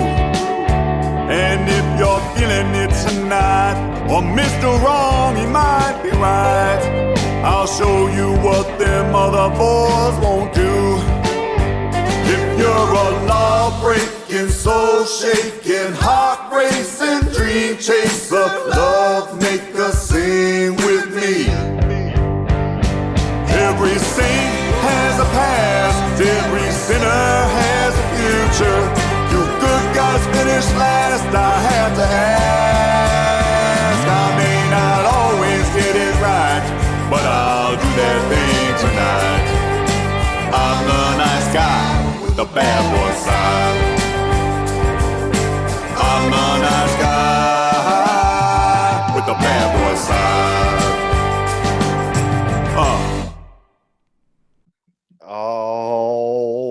Alrighty then, that was Michael Gannon with Bad Boy's Side. And boy, Smart Monkey, have you said this to the ladies before? I'm a nice guy with the bad boy side. Plenty of times. Yes. Oh, that sounded really creepy, didn't it? Just a tad. Pull it back. Pull it back. Let's not go there. No, I've never said that before. Yeah, so this is an interesting track because Michael's vocals are, the purest. We've had some very sort of perfectly delivered country vocals, and are Michael's? No, they're not. But is that necessarily a bad thing? No, it isn't. I quite like that. I'm a fan for those that sort of break the mold a little bit on what would be a fairly generic country song else. So it's got an element of attitude to it because of that, because it's got this very sort of natural voice to it, and says that I'm a bad boy, and yeah, I kind of like it. So it country music isn't my go-to place most of the time for music. There are one or two tracks that do impress me. You don't like folk and country? What about country folk? on that fucking country. Sorry. No, but I don't mind. I mean, there are certain tracks that work well, but you know, country to me is a bit like generic pop if you're not careful. If country is too generic, it just has that very poppy feel to it, and you know, they all sound too similar. That's why I quite like this one, because it didn't. He's got this almost rock star attitude in a country world. So you know, I quite this one warmed to me. It's not perfectly sung, and I quite like it for it. So yeah, I like the edginess on this one. All right, Carlos Fandango, that good old cowboy music. Indeed it is, and yeah, it's got a nice, good backstory. You know, so you know, knowing what he's been through, then lines like "I've cheated death," you know, it sort of kind of resonates all the more. But I think what Rob says, you know, it's the vocal isn't the most perfect vocal in the world, but then you know, there's so many great artists haven't been perfect. You know, listen to Jimi Hendrix, Bob Dylan. You know, well, lots of those people don't have the best vocals in the world, but they've got character, and this is what this has got, a lot of character in the vocals. So a sort of style, a groove, and good vocal delivery is you know, expressing the song well, because he's kind of lived through it, and maybe he's got a genuine bad boy side, and you know, all the girls love a bad boy. Jordan Peterson says, of course, be a monster but learn to control it and you become a much more effective man. So it's kind of about that, really. So it's quite appealing to I think a lot of people. This would be very appealing. So yes, solid production, a cool groove to it, really. A bit of fun in there as well. There's definitely a bit of a fun element. It's a foot tappy sort of head nodding song. But I love that line, yeah, I may not always get it right, but I'll do that thing tonight. You know, it's kind of, you just got that sort of naughtiness, you know, bad intention in there, but it's you know, good guy, but with slightly bad intentions. So I think, you know, that gives it exactly what Rob's saying. Smart Monkey says, you know, it gives it the edge, and it's got a bit of edge to it. And I like that. I like that a lot. I don't know. Something's jarring me about the vocals, and I'm kind of like wondering here, was this a live recorded version, kind of like a jam session that was recorded, or were the instruments recorded in the studio, and then having that bad boy side to him, Mike decided, well, I'm just going to come out after the band plays and, you know, lay my stuff down while the music producer has already, you know, put everything together. So yeah, it's just something's not sitting well with me as far as the vocals are concerned. You know, is it the usual thing of them not sitting quite in the mix? Yeah. Okay. That's what I'm talking about. Like you know, we had the same thing we had with FOKES. FOKES was our track number 3. And track number 3 was definitely something that you could tell that those vocals were overlaid. So I got to think that maybe this is the same kind of situation. There was maybe a recording that happened with a band somewhere, and then it came to Mike, and then Mike kind of like, you know, laid his thing down, or this was just kind of just really like a live jam session and just recorded. In either case, you know, I mean, is it a horrible song? No, it reminded me a bit of like Urge Overkill in the beginning of it, but that's kind of like the only note that I got, because once the vocals started kicking in, I was just kind of like, you know, my mind was pinpointing, is like, what's going on here, right? So it's not, you know, it's not the best produced, you know, piece that we've heard on the show, or even today for that matter. And you know, so far today, there's quite a few contenders for only you know, 6 songs having been played. One very, very strong one, which we talked about before, right? So I don't know. I mean, I think that the grittiness of it may appeal to some people. It's just, once again, the country genre just isn't like my thing.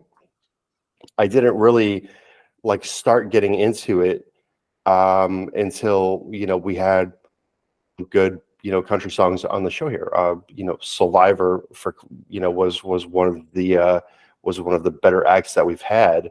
Honestly, probably a contender for, you know, top tracks of the 2023s here and everything. So with Carolina Country Blues. I think that was Survivor, right? With Carolina Country Blues. Survivor, yeah, Survivor. Saliva. No, I said Survivor. I thought you said Saliva. No, I was about to say that's a really Survivor. saliva.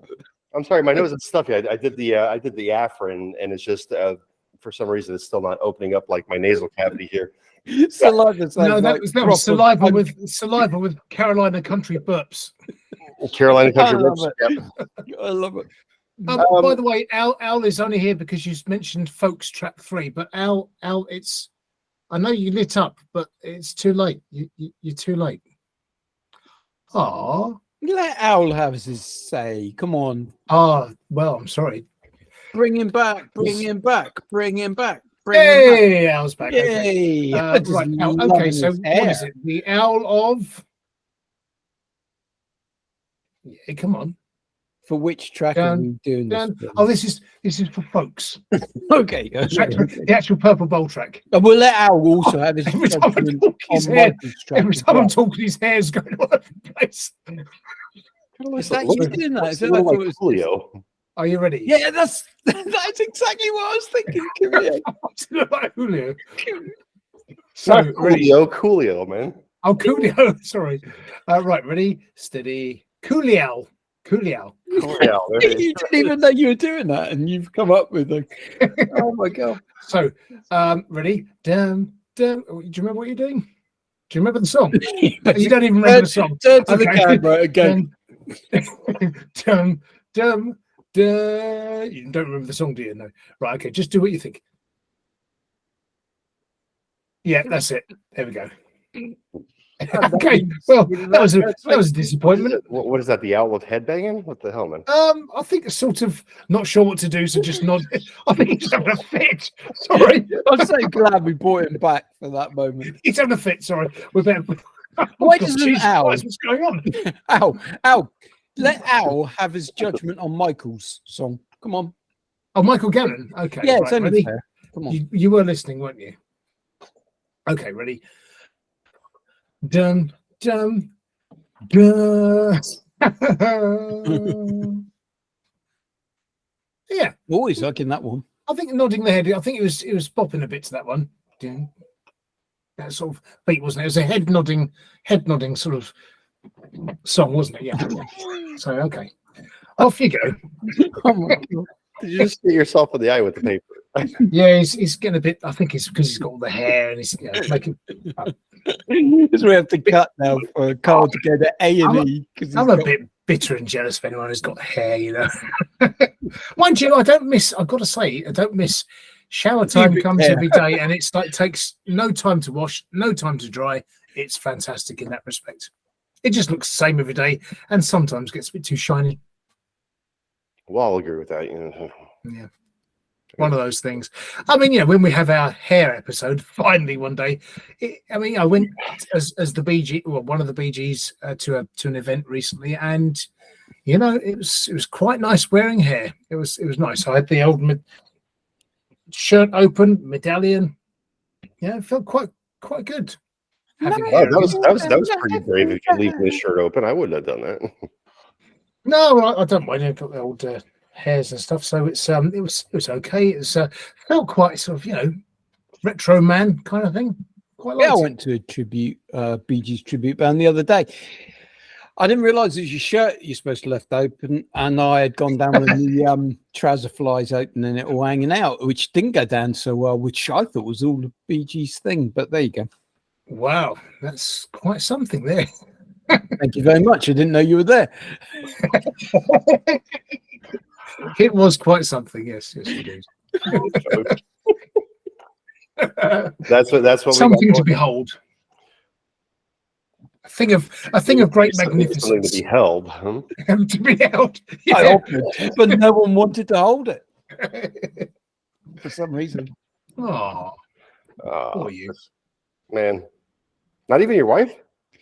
No. No, that was like a hard no. That was an automatic response. No. What, you've been tucking into your nuts tonight, haven't you? It's just the usual. Oh, put it away. How many times? Well, you can try, can't you? Often have. She says you're very trying, yeah. All right, folks, that's what we have going on here today for the first half of the Underground Sound. We will go on to take our break now. It'll be absolutely seamless to you. We're going to actually get to do the pen swipe here. Ready? So, the invisible pen. I have to turn the background off, but then it's not going to look like I'm in space. Well, what if you do it just across like that? letters or something? Yeah, like that. Here, I'm going to have to go over here. Sorry. Sorry, you need to do that again because it went on to me. Yeah. It's very complicated. Stop talking. It's on me. Oh, is that it? Stop it. Damn it. Ooh. Oh, my God. Do it with the banana. Do the banana. Got old Benny Banana here. I've stretched him a bit, but we haven't had him on for a while. I think floppy banana. I think we can have him as the banana of swing. If the song swings, then the banana of swing. That is a well-abused banana. Yeah, he does stretch a bit. It's a bit like Stretch Armstrong type thing, but it does. Oh, quite doesn't regain his shape very quickly. But he's not at your age, you know.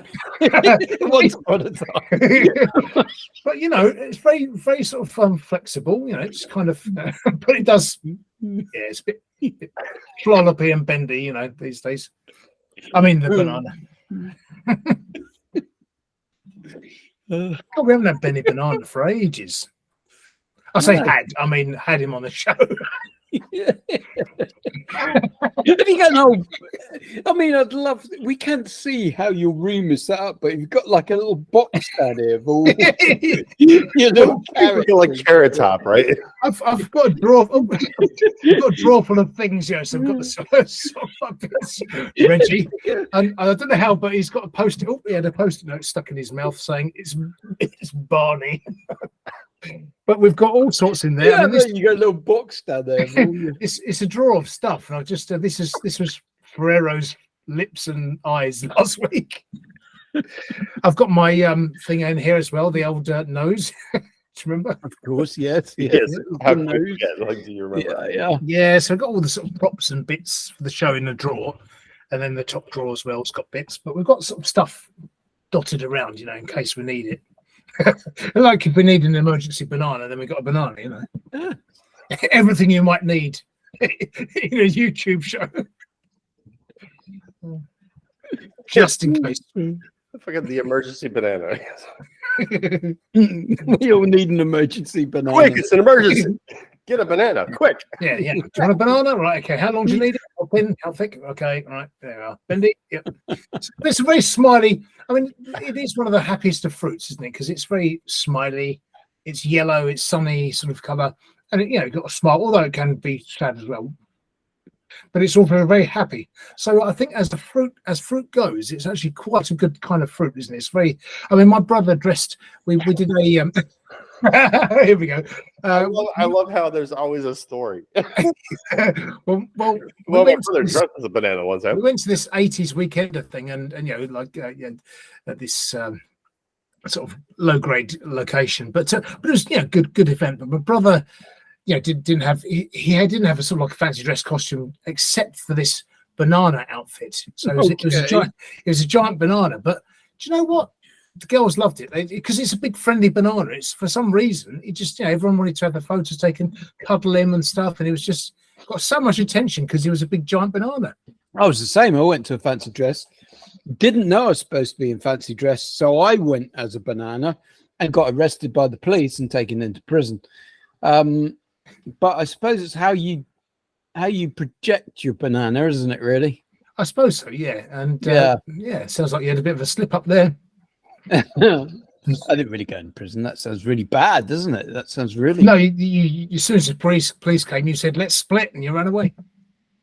Yeah, let's split. Yeah, let's split. They said, "Oh, you're really quite appealing." Oh dear, that was good.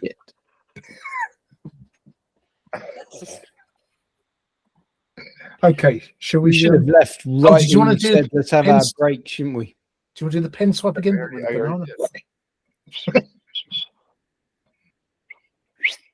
All right. Welcome back to the second half of the round. And 2 hours later, 4 beers and a lengthy therapy session, we are back to finish off the second half of the Underground Sound here. I don't have my glasses, so once we get into the next song, I'll just go grab those real quick. I am DJ Exec. With me, as always, are two fantastic gentlemen, Carlos Fandango and Smart Monkey. Together, we are putting the us back into music. Yes, and I have got my glasses. I'm not that stupid. So please do like, subscribe, and share. We'll find the music that you love to hear. Yes, and I've got my glasses on as well. Well, one glass anyway. This is the bell that you must click on YouTube to subscribe to the Underground Sound, so you get notifications of whenever Tom, that's DJ X Tech to you, uploads new Underground Sound videos, and that means you will discover brand new independent artists and their wonderful music that we're sharing with you. Please like and subscribe. That's right. And I'm going to say, do like, subscribe, and share. And it's going to mean the world to us, and it's going to mean the world to these fantastic indie musicians that we've been promoting here. So please do visit the video description below and find these indie musicians that we've been reviewing on the show today. But more importantly, the way that we've been talking over the break is please do visit our website, usundergroundsound.com, and subscribe to our mailing list there. Sign up as a subscriber, whatever the case may be. I don't know how I have all those forms laid out just yet. I'm going to work on that a little bit more, but we've definitely been garnering more of a following towards the website, and with YouTube, we just never really know. So please do visit our website. That address again for the website is usundergroundsound.com, and you'll be able to keep in touch with us if anything ever happens to this YouTube channel here. So moving on to our number 7 track of the day. Whoops. Sorry about that. Moving on to our regularly scheduled number 7 track today. We have the Board of Directors with a song called We. Carlos Fandango, let us know what's going on. Indeed. So the board of directors, the account here is SA Tiger. So like Easy Tiger, but SA from New York, USA. It says about the song, this song is about encouraging people to just be themselves. Some people are not going to like you just because you don't look like them or fit in. So what? Don't hide who you are. Be you. Well, we fully agree with that sentiment entirely here, and yeah, it is all about being you in life and discovering the real you. So what have people said about this song? Amazing, keep going, yo, and chill. So crazy melody as well, so see if you think it's a crazy melody, but who knows? I've never heard a crazy melody before. Well, we shall find out if it is indeed a crazy melody here in just about 2 seconds. This is the Board of Directors with We. Let's check it out.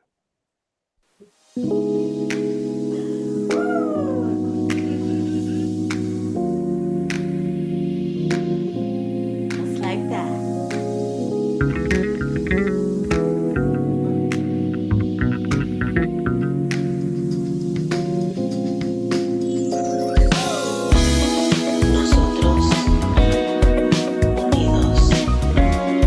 Podemos cambiar el mundo con amor.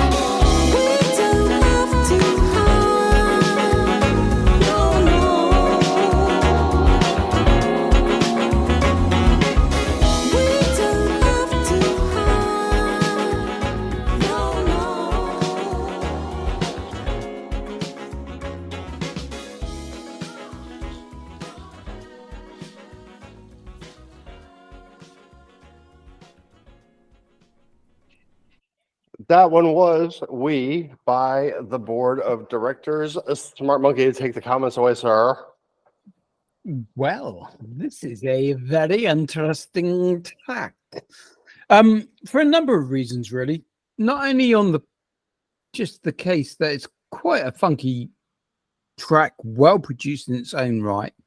As I listened to this, the immediate thought I had was Jamiroquai when I heard it. Just had that kind of funky contemporary element to it. But there are some other little subtle elements that are going on here that I really like that maybe might slip people by. But they've got like a track that they've recorded. It's fantastic. And then it's almost like they've then taken that track and then someone's listened to it and chopped it up even more just to add that little variety to it. So as it progresses, you get these like little glitches and these little quirks throughout the track that just add that a little bit of interest to it, that little bit of intrigue. I'm really enjoying this. I think it's a very well produced track. As a funky jazzy number on its own, it works. But then you introduce those little choppy elements to it, it just takes it out a little bit further. And then add to it, the lyrics and how poignant they are right now and how they'll resonate to a lot of people right now. And then just to add that one extra little layer to it, you go and look at that album or the single cover for this track and the whole thing just gels together so beautifully. This is a really, really cleverly constructed, well thought out track. Very now, it will resonate with a lot of listeners just because of its lyrical content, let alone the funky jazziness to it. This is a really good track. I think it's a now track, to be honest. Say groovy, jazzy, funky. Carlos Fandango, what say you, sir? It certainly is, isn't it? It's I put funky, slick production, kind of an in-your-face sort of production, but that's fine. It's a sort of got that sort of funk groove to it, which kind of needs to be in your face, really. But it's also got so it opens up with a very Jamiroquai feel, but it's Jamiroquai meets Roy Ayers. So if you don't know it, check out the song "Everybody Loves the Sunshine." And other Roy Ayers stuff is good as well. Very funky and groovy. And also meets the universality of Sly and the Family Stone with this sort of kind of universal messaging.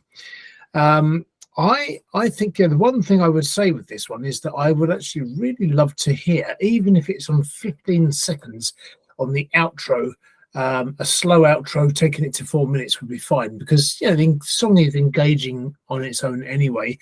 But a sax or keyboard solo just to outro the song as if the party's continuing. And in this 70s, you had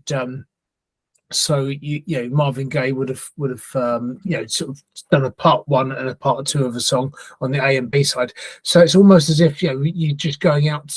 Same with James Brown, Cold Sweat. Did part one and part two, and on either side of the single. And you could also have that sort of element coming in right at the end. You think, I want to hear the next part of it. I want to hear the next stage. That's the kind of thing I think would be really good to add in there. But good song, really solid song there. And I think Jamiroquai would be rather pleased if they released that song themselves. I think so as well. I like the album artwork. I do. It's clever because if you look up at the buildings, there's got pictures of the people, the band members on the buildings. It's really quite clever artwork. Yeah, I didn't notice that, but okay. Yeah, look really closely. When I look at it and the whole of this single, I don't know whether it was meant to be or not, but I get the sense of pride and everything that's around it. And then you look at the crowd; it's got this pride element, and the lyrical element of it of pride, and you think, this is going to resonate really well to a certain audience right now. And yet the thing is, you see, that it's, as you say, a very now song with the pride side of things, and yet that's the message that people used to have, because people used to be decent and just a lot more people used to accept, with the Christian values, used to accept people as they were. and as they are, and that was the old kind of an old-fashioned value of the late 60s, early 70s, of this communal hippie sort of vibe of, you know, we're all one, we're all part of the human race, we're all brothers and sisters, and our relations all go back to the same origins ultimately. So yeah, we're all related, long distance. So we're only 7 steps away from anybody else in the world. So I think, you know, this universality message, that's really cool. That makes it even more universal. Yeah. And it does resonate beyond the pride thing. I think, yeah, that's a very niche thing really, but the actual universality of it is quite appealing. All right, let me get to the song first, and then I'll get to then I'll get to the other stuff just right after the song. So here we go. I think that the production value is really cool. I think that it's done very well. The lyrics didn't really kind of like, they weren't like hit or miss, or the vocals, I should say, they weren't like hit or miss. They seemed very very kind of like streamlined with the entire mix of the the song, which is great, and I like that. I do like the message, and I like the message even more because it's not so much in your face like most people try to do here. The thing with pride, and you know, wherever you go with that, is the fact of that it's always about inclusivity, you know. So if you're for pride but you're not for inclusivity, then I mean, what are you really standing for here? Totally, in, you know, in that sense. So in to Carlos's point is, we do need to treat each other like human beings completely, because we are really just, you know, one big family here. Why are you laughing? So the thumbs down on the emojis going like this. No. That's just He's joking. That's just being funny. There's no thumbs down. That's being very positive up until that point. Well, there were thumbs up before there were the thumbs down, which I kind of like this. Trying to treat people like humans. Yeah. We're only joking. No, we are only fuck joking. you. Yeah. No, but you know, our political kind of like divisiveness has gotten us to this point where if you speak of pride, then the people who have conservative values are automatically kind of like very in your face about it, and you know, vice versa. It works both ways. So you know, if you have conservative values and you're coming at me with pride, then it may be a bit of a different, you know, structure to the way that this conversation goes. But if you're about inclusivity, then we are as well here. It's just the fact of nobody needs to be in anybody's face about it. So you need to try to convert people just because this is the, you know, trendy thing to do possibly, and we really need to put the politics behind us, and we do need to go on with our regular lives and just realize that, you know, the human being next to you, you know absolutely nothing about them, so just let them live their life. If you're waiting at a bus stop for a bus, then just, you know, let them wait as well. And there's nothing worse than honestly, I think, hatred. You know, hatred just spawns evil feelings, and the evil feelings, you know, get the best of most people sometimes. So just keep doing what you're doing as far as this is concerned. But again, the song, very Jamiroquai, and I was thinking about also like if Arrested Development did pop, because this sounded more like a big band kind of group than anything else really. So like a poppy, dancey version of Arrested Development could have very easily created this song as well. So once again, not to draw comparisons, because obviously there's the own voice to be heard here, and I gotta say, job well done as far as the production and the artwork and just the song is considered. So nicely, keep doing what you are doing, because you're doing it well. No doubt about that. Goodly. Yes. Yes. Before we move on to our regularly scheduled track number 8 here, track number 8, we will announce in a minute. Just kind of make sure that I write it down, I should say. Once again, we've had a very lengthy break.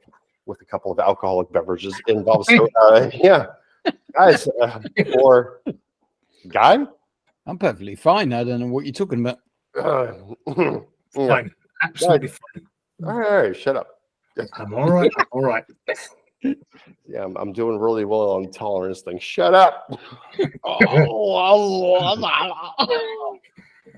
Guys, we have a message, and it reads as follows. Dear Underground Sound hosts, we would like to extend the heartiest of cheers to you all. It's so good to hear such a huge variety of genres being played, and it showcases the amount of talent there is out there.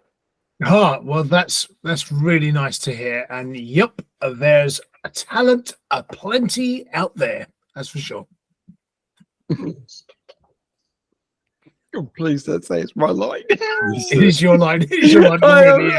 I have nothing here. Hold on, bear with me. Oh, I've let it down already. We are minutes. Feed the line again. Ready? We are seconds into a perfectly scripted thing, and I've let it down already. Right. That's really nice to hear. Yep, there's talent aplenty out there. Beautiful, beautiful. Agreed, 100%. What else does it say, Tom? It says we love the rock. We love the rock and metal tracks in particular. Keep on doing what you're doing, fellas. Big props and respect from James, Kirk, and all the guys at. Oh wow, Metallica! Now that's awesome. I mean, to get comments like that from Metallica, I mean, it hardly gets better than that. Well, if you're into them, which I'm not. But by the way, Tom, Metallica is pronounced Metallica. Negative, sir. It's metal liquor, pronounced metal liquor. Metal Liquor is a scrap metal company just outside Madison, Wisconsin that specializes in crushing automobiles. They say Larry holds the record for fastest car crush with 18.47 seconds start to finish. Their strap line is, you crash it, we crush it. Well, that's another crushing blow for me. Of course it's not Metallica. Metal Liquor. You, Rob. The one that says Rob. Don't forget you need Ferrero in a minute. Hold on, go back. Where are we? About halfway down the page. Right. That's another crushing blow for me. Of course it's not Metallica. Yeah, Metal Jesus Liquor. Christ, about 3 lines above. Of course, professional as ever. Actually, I think I know that company. Yeah, I think I know it's the Liquor family who run the business. In fact, I think I may have dated their daughter, Fanny. What? Oh, you really said dated their data. Okay. Dated their daughter. What? Fanny Liquor? Doesn't Fanny mean arse in America? Oh, yes.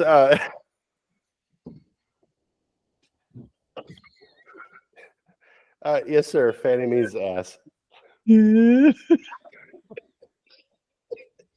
It's always so beautiful, our scripts, isn't it? Oh, man. Oh, my God. Anyway. Oh! Which voice is it this week? I've got to scroll down. Hold on. I've only got 3 ads. I've got to scroll down a bit. Right. Sorry, Ferreira. Got to put my hand back up there a minute. Oh, I don't know where. Hello. Hello, I'm Ferrero. This week I'm Scottish. Oh my God, I do let this show down. Anyway, what was I? Oh, doesn't funny mean arse in America? Tom, yes, it means arse. Right, Ferrero. Oh, slicker. Oh no, I don't know what voice I've got going on here. Slicker. That's disgusting. Yuck. Yeah, but over here it doesn't arse mean a front bottom, you know, Ferrero, like vulva regaris. Wow, that's disgusting. Vulva regaris.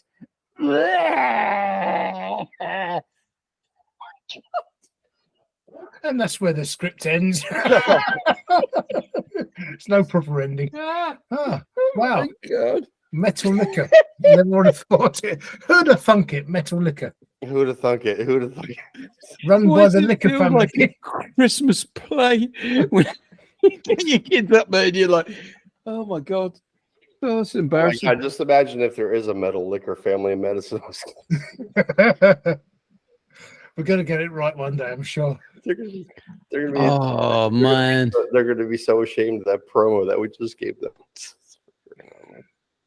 That sounded so good in the script though. Fanny liquor and all that. In theory, that script worked out beautifully. Yep. It's in I practice. mean, that message. There was no script. That message worked out. Yes, there's no script. That was actually from the metal liquor family. Oh my goodness. Susie Maddocks. Oh, Susie Maddocks, yes, of course. Where I want to be. Is this your Susie? No, not the Susie, no. No, not This these is Susie. Yes. Susie from Denver, Colorado, USA. Fanny liquor in my head. I know, it's like, oh my God. Susie Fanny liquor. Well, I want to be. Oh my God. Oh God. So, Take it away, Carl. I'm a classically trained pianist, pop and inspirational singer-songwriter, and I love to write in many different styles.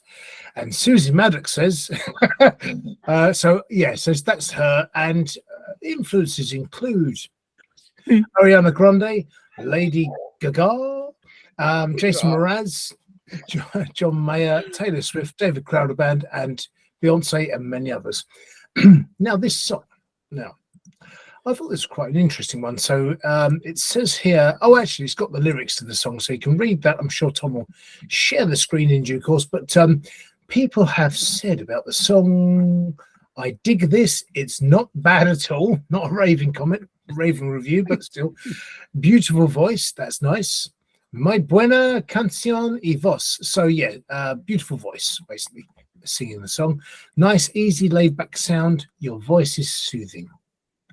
And I said something about the voice as well, because it is soft, smooth, soothing, and soulful. Well, we'll be the judges of that in just about 2 minutes and 52 seconds. So enjoy right now Susie Maddocks with Where I Want to Be. Please visit the video description below to find links to Susie. And also, you can check her out on, it looks like the SoundCloud. There we go. I was going to say Spotify for a second, but the SoundCloud. So the link to Where I Want to Be. So let's check it out. That's your asshole.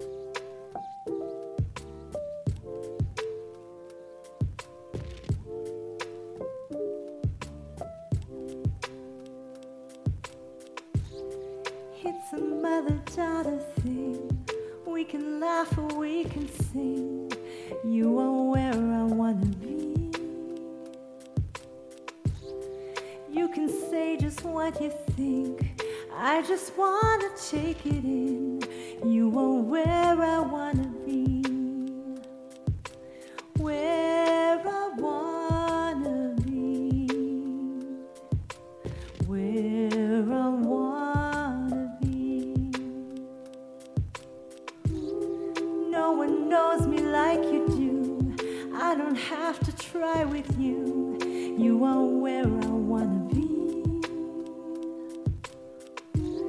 Bring our sunshine or the blues.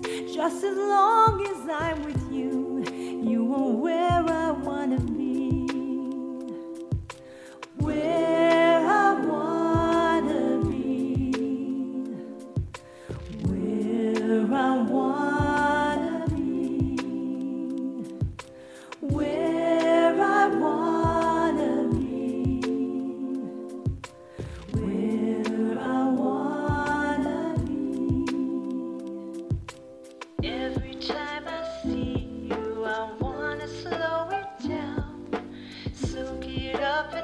never let it go.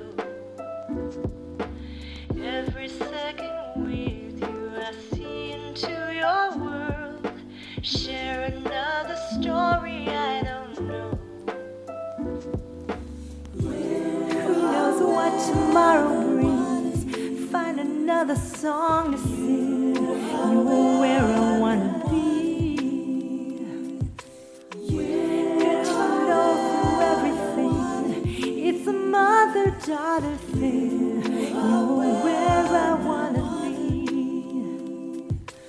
Where I wanna be. Where I wanna be. Where I wanna be.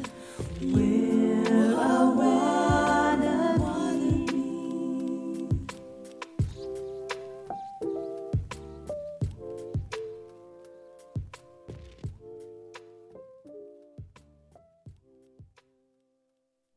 All right, Susie Maddocks from Colorado there. Where I want to be.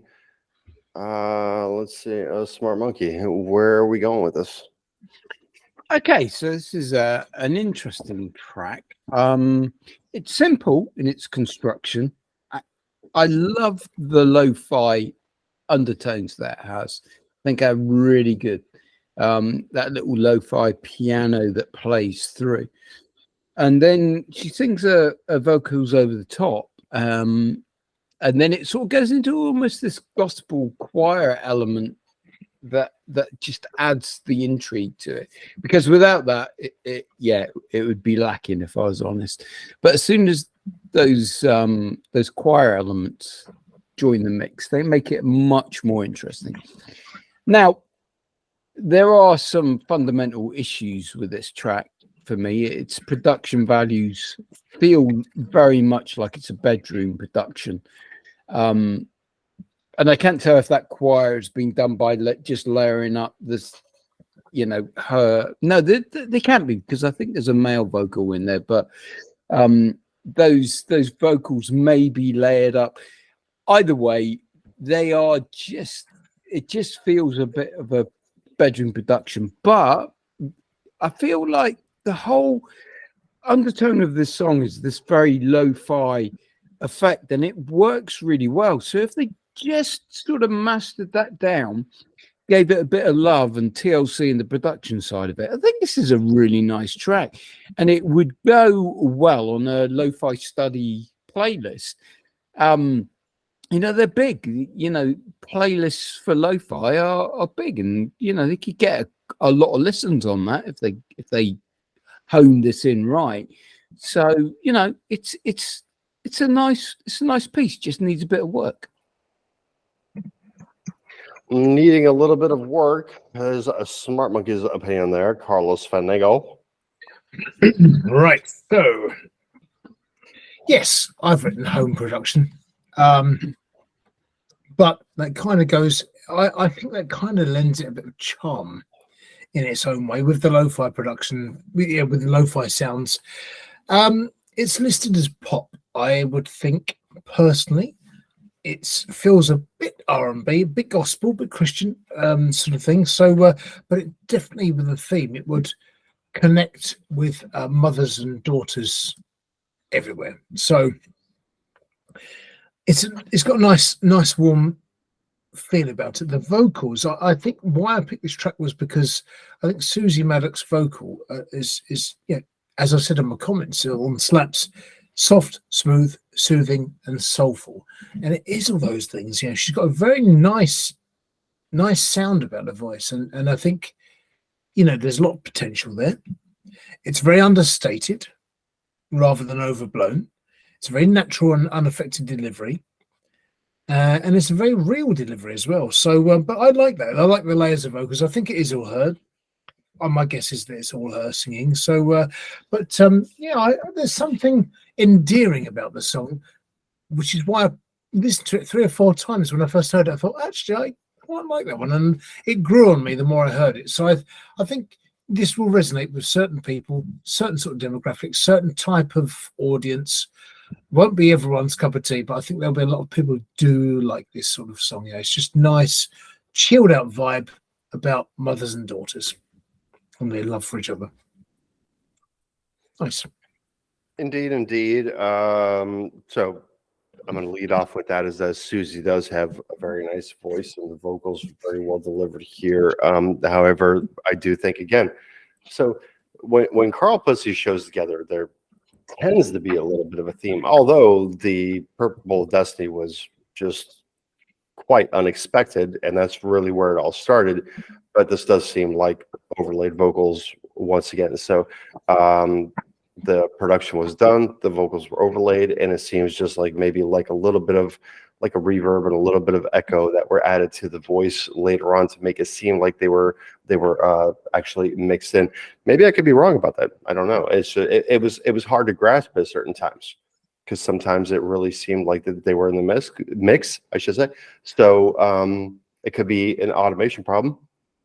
Could be a sign. Yes, sir. Smart. No. I agree with you guys totally. I mean, lo-fi has its place, and it's a bit of a unique style. She's absolutely nailed it on that piano part and the other elements of it. She just needs to blend those vocals into it, because lo-fi is a bit of a refined art. It sounds really crazy because it's lo-fi, isn't it? I mean, it sounds like you could just chuck anything in there and it will work, but it doesn't work like that. Lo-fi has to be constructively done. So the piano parts are really good. So she now needs to blend those vocals into it so they almost feel part and parcel of it, that they're all clicky and they're all tight in there. If she does that, I think this is a really solid track, and it would sit. Whenever I listen to a lo-fi track, I think of my daughter and her study tracks that she likes, and my daughter would love this. Just needs to be a bit tighter in its mix style. So Susie, you're on the right track. So this is a really nice, chilled lo-fi track. Just needs it a bit tighter production. Get those vocals tied in a bit more. So I agree with Tom on this one, and Carl, actually. Yeah, it's got to be. I'm telling you, because a lot of people think that a lot of different genres of music are easy, but they're not. They're all very complicated. So even lo-fi, what you're talking about is you're talking about maximum production for the lowest amount of volume possible, right? So when you're kind of like getting on that keel, then obviously you have to mix and do things a lot differently here. So I've written down next to this, obviously, for the chill pill, because I'm just thinking that we'll keep it at the chill pill. So it'll be DGX Tech's chill pill, it'll be Carlos Fandango's chill pill, and then it'll be Smart Monkey's chill pill when Smart Monkey gets around to it, or any of us get around to it for that matter, right? So the only thing is for a bedroom production, it's not bad. But again, having the lo-fi element, just because lo-fi may seem like it's lazy, it's really not, because trying to tune everything down once again to get that lo-fi element with the maximum amount of mastering, so that we still get a little bit of poppiness to it, then it's a very, very difficult thing to do. And I just kind of think that this is going to be the biggest problem that I have with this song, is that the vocals do sound, if they're not overlaid, then they are overproduced. I'm just going to say that much. So Susie, you have a beautiful voice. Keep doing what you're doing. That's the honest truth right there. But the whole thing is that, if you're doing this yourself, then try to do, if you have the money set aside, or if you can put money aside, try to get the money together to work with a proper sound engineer. And I guarantee you that will make all the difference to whatever you're trying to do here. So here from the Underground Sound, we love you, and we do wish you the best of luck. And please, by all means, visit the video description below if you like that song. Make it your own. follow the links, and show some love to Susie and everybody else that we've been reviewing on the show here today, because so far we've had a pretty top-notch show. And so now we move on to our second installment. Why were you? Because you said show some love to Susie, so I was pointing over to Susie. Right. Your imaginary girlfriend. The yeah. Show some love, yeah. Listen, it's been 4 years. I have yet to see Susie. Have you done? I've shown photos of us two together. Well, have you? Nope, never. I'll do some pictures. Maybe on OnlyFans. Photoshop pictures of some blonde lady next to me. So, all right, I'll do some pictures. It's gonna be Carl with a. I'll do a live video thing later on. Not later on tonight, but tomorrow. Yeah. Fuck yeah, lights gone right up here. Or Did you 5 see him? years, or 5 years from now. So yeah. When the show celebrates its 10th anniversary, that's when we'll finally get to see Susie. Yeah.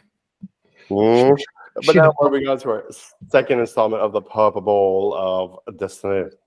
Yes, indeed. So we have Purple Bowl of Destiny upside down, just for a change. We're going to reveal the white microwave bowl of choice, or of choosing, should we say. So what I was thinking we could do is just... Why do I want to get so angry about the involvement of the other bowl, the other bowls? I just want to get so angry about it. So what I thought is we'd give a little slit of truth there. Slit. I'll choose without looking. We'll choose as a category, but a category will choose itself. This is the white microwave bowl of choosing. So the hold on, let me just grasp this. The split of succulents. So you're going to rattle this around, and the occasional one is going to poke through the slit. Yeah, the slit of truth. Yeah. Okay. At some point, yeah. See, it's coming through. So the slit of truth. Yeah. So what element of truth comes into the slit? Well, the category that comes out is going to be the one that we choose. Okay, so there's no for some reason I've got some kind of religious values coming through that might say that certain ones are going to poke through the slit.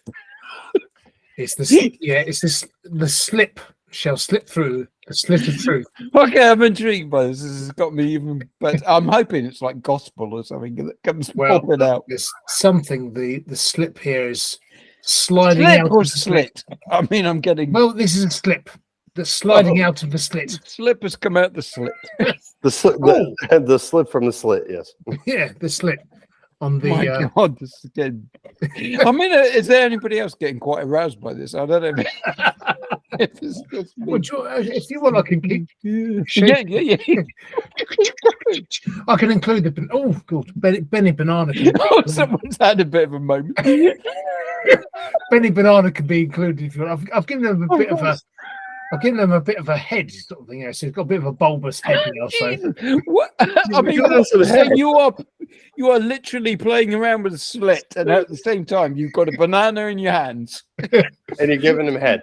With a big bulbous head. You're giving him a head. Benny Banana is going to announce world music. Okay. Well, is that what come out of the slit? World music. So yes, that's Benny Banana's voice. That is what came out. World music. It was what was birthed from the slit. Birthed from the slit. Yes, from the gash of truth. Oh God, this sounds so bad. Oh my God. Yeah. Wow. Classical wanted to come out a couple of times. It wanted to give birth to twins, but it didn't. So why didn't classical?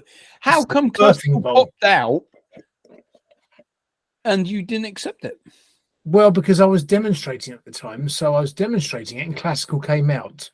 And then when I actually did it for real, the slit of truth or bowl of truth, whatever it's called, came out with world music. But then shook it again and classical music came out. So classical wanted to be born today. Twins. Exactly. So if we can try and get some world music that's a bit classical, tinged. Classically And if tinged. world music is crap, which is very likely because of the way the twins are coming out here, then maybe we'll have the classical, whatever it was. Yeah, All classical right. is normally a safe category. Did you have a joke, Rob? No. Oh, no. No, I can do, though. Hold on. Here we go. Random page. Does this work the last time? It did work last time, yeah. A woman is on trial for stealing guitars. This is quite good, actually. I've just laughed at it already. No, right. Start again. Stop laughing at your own jokes, smart monkey. A woman's on trial for stealing guitars. The jugs. The jugs.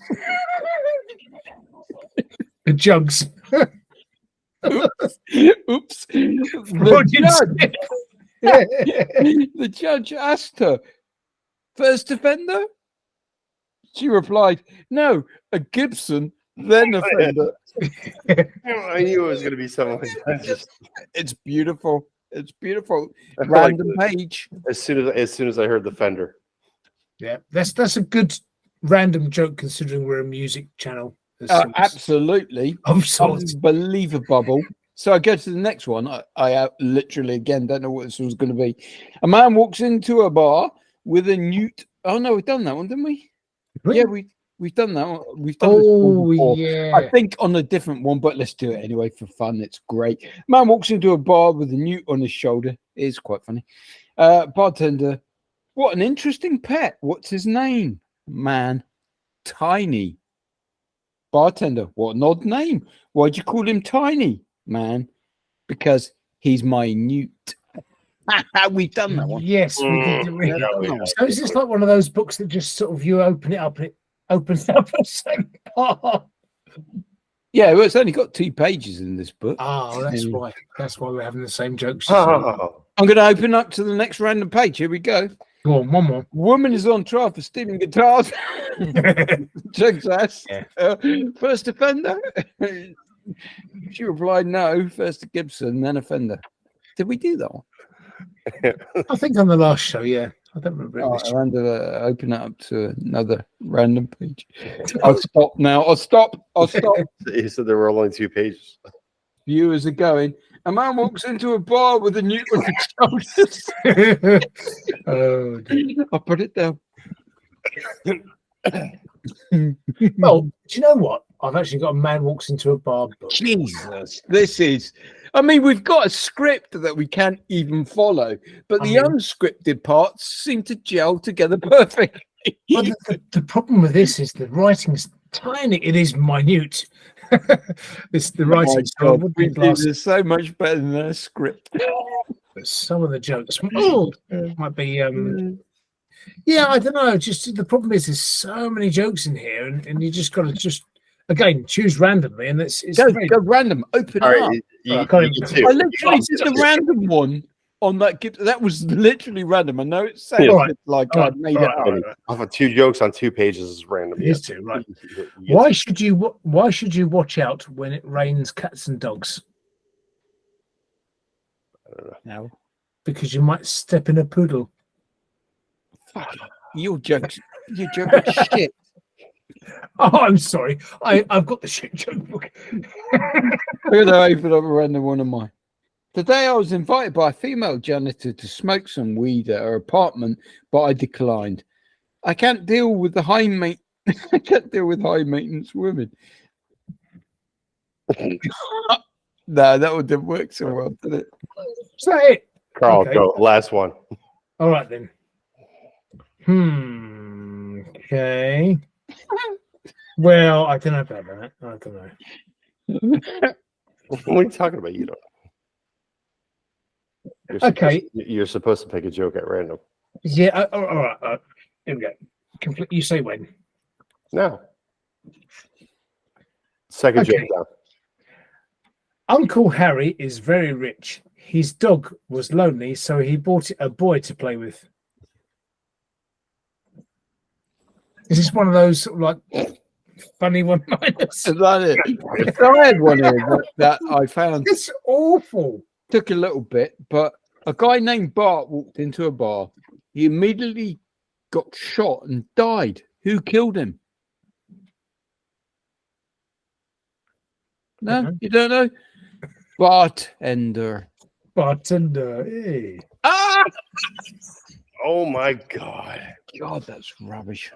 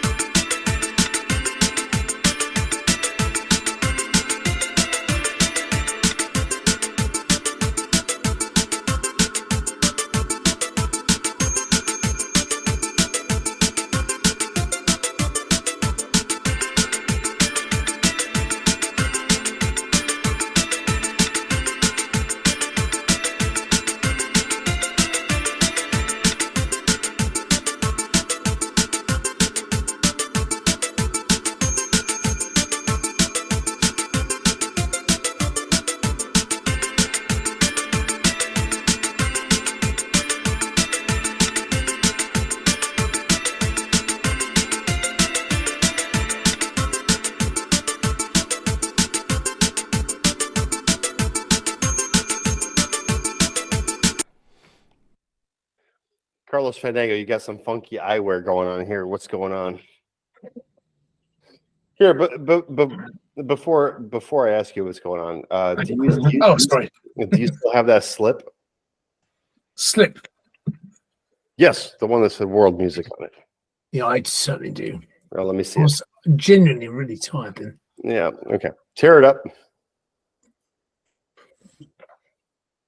Throw it away. Oh, yeah, I suppose I should really, shouldn't I? Yeah. Oh, I feel really bad doing that, though. I think you need to stick up your butthole. Now, that I can do. Okay, yeah, done. Come on. The newest song was reposted 8 months ago. That song that we just listened to was posted 10 months ago. Here, I'm just gonna give my 2 cents on it real quick here. It's ultra repetitive. It's not world music. It's bum bum bum bum bing. That's pretty much all that we got going on. I feel like we've had a trick played on us where Duped. We've been duped. We've been duped. And yeah, there's no kind of musical element going on here whatsoever. So Carlos Fandango. Okay. Very little. So I genuinely, I know I'm tired anyway. Had a couple of drinks, and I could have fallen asleep then. It felt like it was 10 months long. Cool. Smart monkey. Right, on the positives, there were a couple of little elements that I really quite liked. I liked the little doo-doo-doo-doo-doo-doo, and then the little bells that I come like in. the bells, yeah, the little. But for 8 bells, yeah. minutes, Yeah, but taking the they piss. like shit. So You're taking the piss at 8 minutes. Yeah, other than that, maybe there was a little tiny moment where I was like, oh, this is all right. No. I think for gaming music, it'd be fine.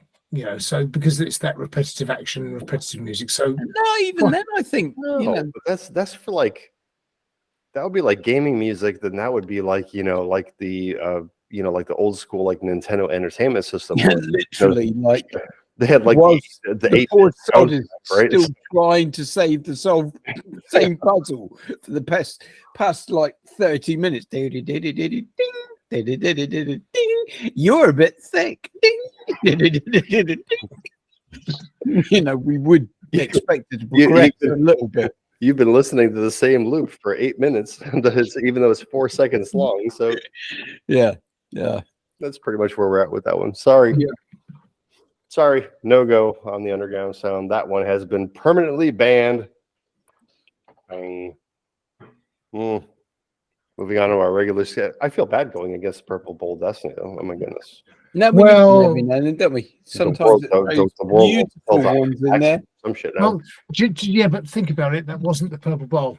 That we are never going to have to be able to trust this again. Yeah, that was the Slitty Bowl. Yeah, that was the whatever. I mean, it the was. very name says it all, doesn't it? There's something uncomfortable about Slitty Bowl. I don't think it was called Slitty Bowl. I think you may have named it that, but they're back in the Purple Bowl. Where they should. What was it called? I mean, we've got Purple Bowl there. What does Purple Bowl think? I think this was the white microwave bowl of choosing with its split of truth. Really? I think Purple Bowl will agree with me. Just like the white bowl of whimsy. Yeah, it wasn't good. I mean, Purple Bowl has got the categories back in. Next time we'll go back on track. I won't tamper with it at all. I won't get all these other bowls out or muck about with the formula. I'm just going to go. Purple Bowl has done us proud in the past. Slitty Bowl says it all. Yeah, I tell you what, that wasn't the slit of. Yeah, it was the slit of shit. No, that is a category we could somehow include in there. Oh, and they got me thinking on that. I know. I don't want anything Slit of to shit. shit. It's not the kind of slit I'm interested in.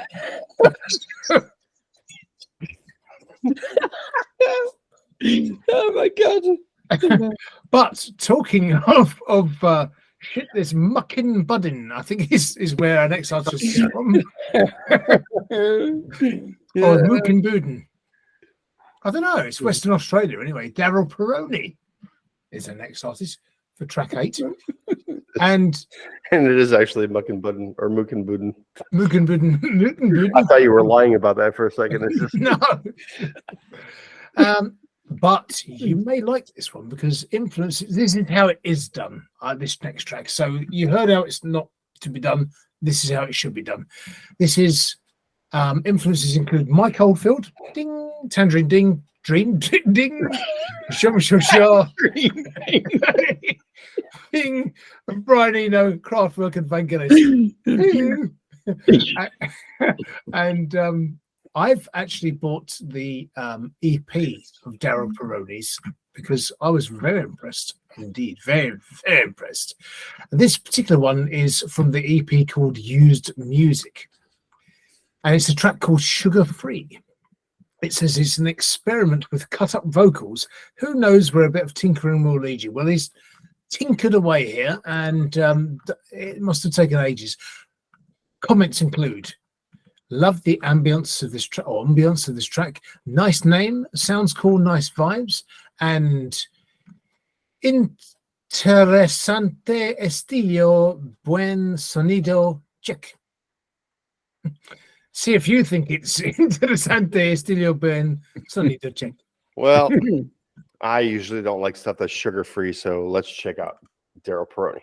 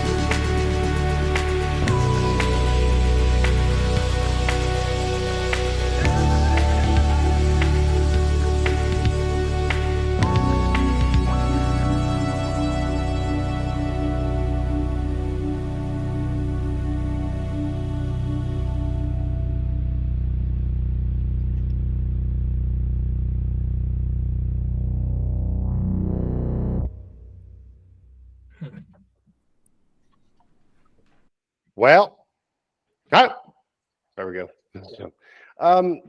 Yeah, I usually don't like stuff that's I was going to say something else. Shit. That's what I was going to say. I don't know why I'm trying to censor myself all of a sudden. I usually don't like shit that's sugar-free, but Carlos Fandango. Well, I try and avoid sugar-free stuff as well because it's not good for you. So basically, this, the more I hear it, the more I like it. It's restored my faith in good music again, hearing that again. It's vibey, it's cool, it's moody. It could be a soundtrack track for Stranger Things. It was like an 80s retro sort of vibe. Art of Noise, when Art of Noise was cutting edge, but taking it into sort of the modern age. But I've got to say that must have, because it's not just a vocal effect, because you can get vocal effects that chop up vocals. But this is actually cut segments of vocals, and it must have taken ages.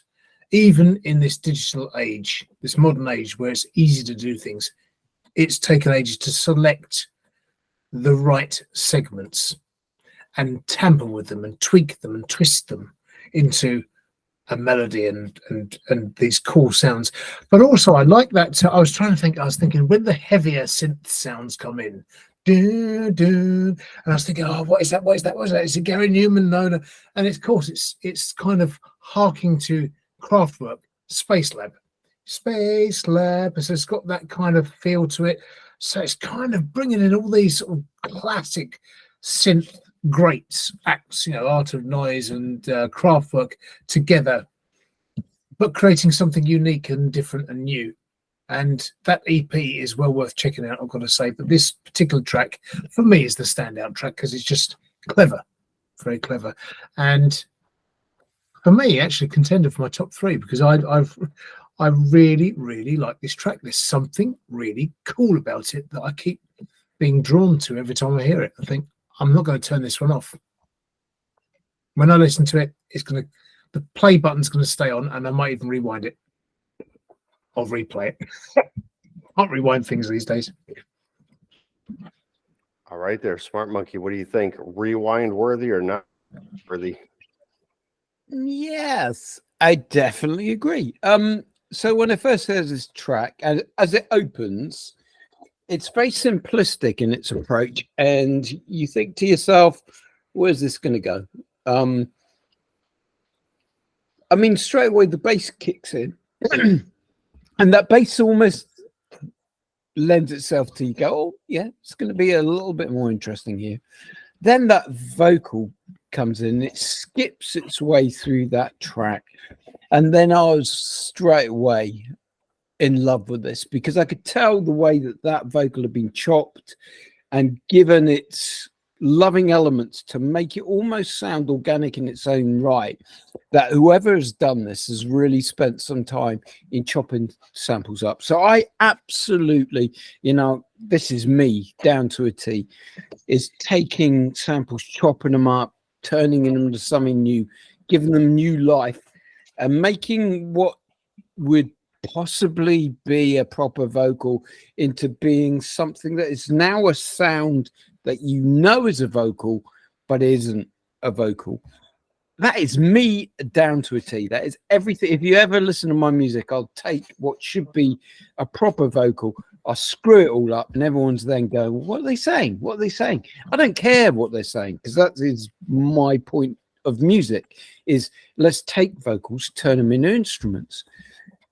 He's done it beautifully on this, but not only does he then do that, but he adds to it these ever progressing elements that are so beautifully produced that they never deter from the fact that this vocal is the key, and at the same time this beautifully clean, stripped back, very electronic piece of music. This I love this style of music. This is me down to a T.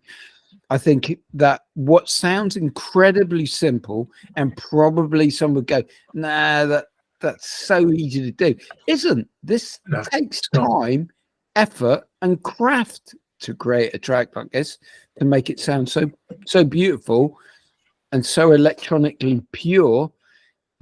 This is going to be up there in my top 3 for sure, because I know the passion that's gone into this. Good point. A lot of production work. For sure. So I'm going to say, reminds me of Vangelis, Jar, Blade Runner soundtrack. You know, it has a possibility, you know, in multiple aspects. The only thing that I have a problem with the song is the continuity of it.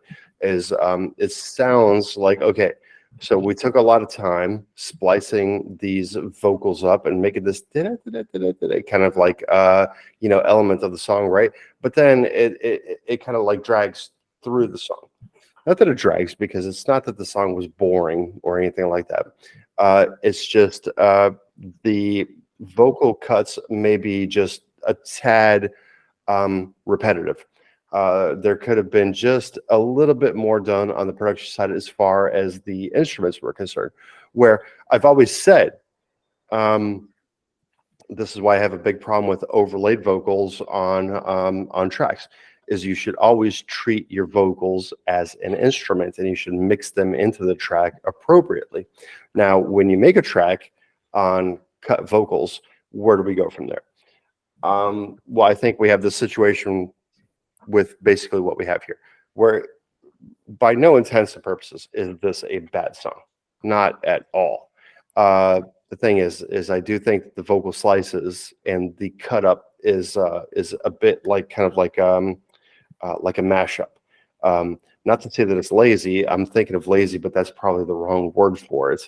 I think there needs to be more done on the instrumental side of things here, because we have a couple of pads and we have a couple of layers, but really what's stealing the show is just the very description of it, where I took these vocals, I cut them up, it took a lot of time, and now just kind of like listen to this over and over again, right? So I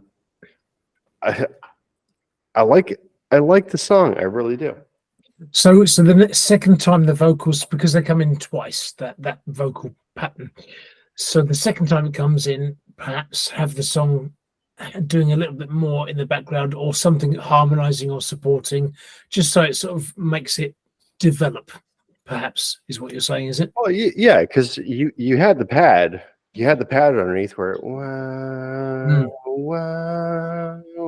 right? So you had that pad underneath it, but the whole thing is that there wasn't much more to it. So kind of like piggybacking off of your question here is the fact that, okay, so here we go. We did the first bit, like let's say the first 2 minutes, then we sliced it right in half, and then we just kind of repeated it, is kind of what it feels like to me. I could be completely wrong. You know, this once again, it's an enjoyable song, and I've written down next to it that this will either make it onto the chill pill or onto the lo-fi, whichever one that I or Smart Monkey decide to do, whether it be like the lo-fi or the chill pill, because we're each going to have our individual chill pills and everything like that. So it's definitely worthy of being there, right? And it's definitely worthy of being in some kind of soundtrack. So it's not a bad song. It's not at all. It's just the production value. It seems that the vocal riff and that the pad riff are just kind of like you know, it's a bit one and the same. I think that it's a bit too repetitive, where there could have been you know, let's say this first 2 minute portion of the vocal slices and the progression, there could have been like a nice big breakdown later on, I think, personally. No, Smart Monkey seems to disagree. So Yeah. Me too. I get this track. I totally get this track. I understand exactly where he's come from, and he's created something. He's created a vocal that's a singer that's singing their piece going through. It's every bit as meaningful as any hip hop or anything like that. It's this chopped up vocal that drives the track. But the thing that I think makes the variations come through is the way that he then layers the extra little bits as it goes on. Yes, this is a repetitive vocal, and then it goes through and it does its bit. But the bit that changes it is how subtly he layers the underneath parts and then builds up. And I totally respect that kind of music, because that's me. That is me. It's like taking something that we all know and love and expect, and then turns it into something a little different, yet still manages to drive the interest as it progresses through the track. And give it another listen, because in its first section, it's fairly generic, it's fairly basic. You have your repetitive bits, and then the vocal comes in, it's fairly basic in its chopping upness.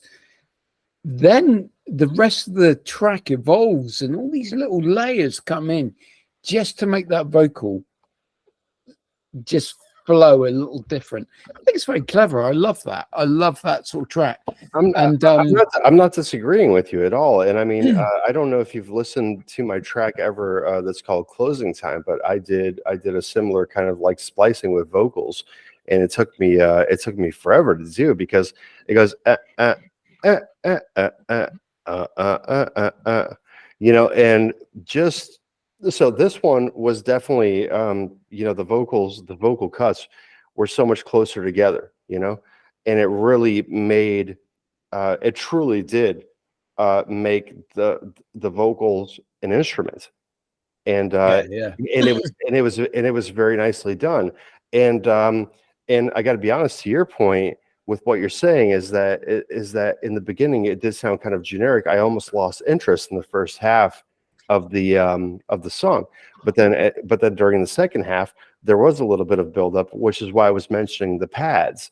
But I don't know if it's enough. It's just we definitely So for anyone that's listening to this commentary right now, if you have differing variations of what you thought this song is here, what you thought.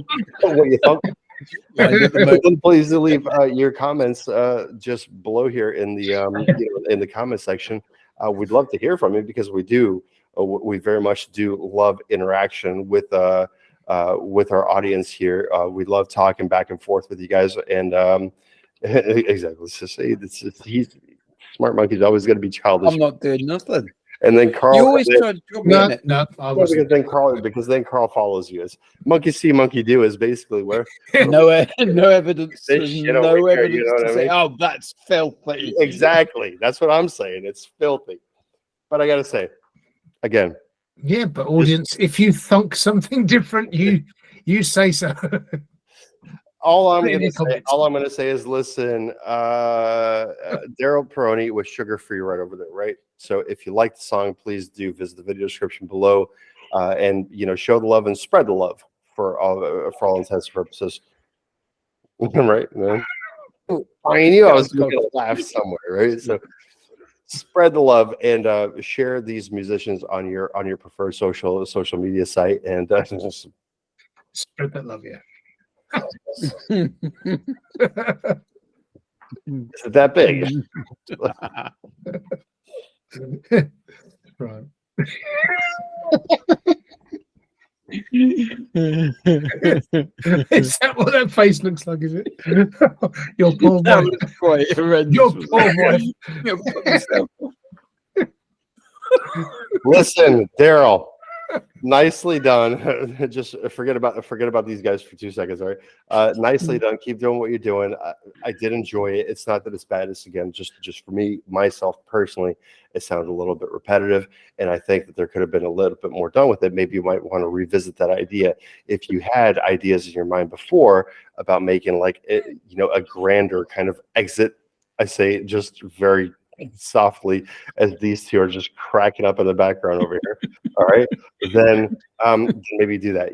Try to re-envision kind of like the song a little bit. I think that it'll do very, very well otherwise. So, oh boy, anything else that you gentlemen would like to add to that one, or shall we move on to track number 11 of our regularly scheduled program here? Move along. Move along. Move on. Okay. Nothing to see here. Gonna move along. If we're moving along to track number 11 of our regular scheduled program with Zac McMillan with Once More, Carlos Fandango. Yeah, Zac McMillan's from St. Louis, Missouri. St. Louis-based alt-pop one-man show. Influences include Paul Simon, Paul McCartney, Bobby McFerrin. Interesting. First time we've had Bobby McFerrin mentioned as an influence here. Really? Nobody's. I'm sure nobody's. No, done we that. had. I would have to backtrack a little bit, but we did have an artist who was doing scatting, and so he was. What? Jazz, you mean? Yeah, that kind of scat. Yeah. And he listed Bob McFerrin. Well, the Christmas one, wasn't it? It was It may have been Christmas. Yes. Yeah, that's right. I think I was thinking of an entirely different scat. Yeah. Was that the one with the flashlight? No. Scat is a completely different thing, but that is also a jazz term as well. But it just happens to be a What, a fleshlight is a jazz thing, is it? No, it was. Yeah, I would like to come up and I'm going to play tonight with my fleshlight. Have you not seen the Christmas Spectacular? well. Apparently not. I was there, so I saw it. Yeah. Well, yes, you were there. Yes. Total silence. But the chorus of it basically goes, "I want a fleshlight, the gift that I can fuck." Yeah. I get that actually. Pretty brilliant. I liked it. But can you play your fleshlight in a jazz club? That's the bit that I'm a bit lost with. Well, it depends. Carl, can you play your fleshlight in a jazz club? I suppose it's like anything. If you sort of like kind of blow into it, it's probably going to resonate slightly. You blow into the lips, it'll do something. Oh, cool, that stinks. Give us a bottle, isn't it? Get your fleshlight out and show us. I haven't got one. Oh yeah. no. Here we go. I have actually got. Well, what sounds like This is where you blow into your fleshlight and it sounds like a kazoo. No, I've got. Oh, it's still got the battery in it. I've got a flashlight. Flashlight is as close as I can do. And a banana, of course, I can blow into. Sorry, what was your equivalent of a flashlight? What have you got there? It was the flashlight. Yeah, it's torch, flashlight. Oh, okay. That's what I've got, yeah. So, do you have intimate relations with that? Not yet, but, hope springs eternal. The night is young, right? Yeah, the night is young. Well, not really. No, it's 1:22 in the morning. But the banana, we haven't talked about the banana, but he's had lots of intimate relations. He's smelled it quite a bit, hasn't he? That's true, actually. Yeah, that is true. Yeah. So I must put banana back into shape again. Does it stink? No, it's actually because I think it used to have a nice banana-y sort of smell to it years ago. When What does it smell of now? Well, it's just been manhandled so much. Yeah, that says it. Broken What does it dreams. smell of now? Manhandling. Broken dreams. That's It smells of a manhandle. That sounds beautiful. What aftershave would you like, sir? Oh, can I have a bit of a bottle of manhandling, please? Let me get the bottle of manhandling and the and just a tad of the walk of shame. Oh, it's beautiful. It's got a musty All right. smell to it. Hey, Zach, I'm sorry about this intro, man. So what have people said about this song? Oh yeah, we've got a song here somewhere. So Uncharted Course have said freaking awesome. So hard, someone said. Not the banana, that's for sure. Yeah, I think they were on the wrong channel at the time. They're probably on OnlyFans at the time. Very comfy voice. I really dig it. Comfy voice. Amazing vocals. Great job. Good. And I like this one as well. Old school. I like it. And one says cool, but they spelt it Kewl. Cool. See if you think it's what's this? Simple but lit. And good with a GUD. Good. Good. God. It's good. God. See if you think it's good. Let's see if it's good or cute. One or the other. Here's Zac McMillan with Once More, also available on Spotify, Apple Music, Tidal, that would be YouTube and SoundCloud. And I'm pretty sure everyone's listed there. So let's check it out.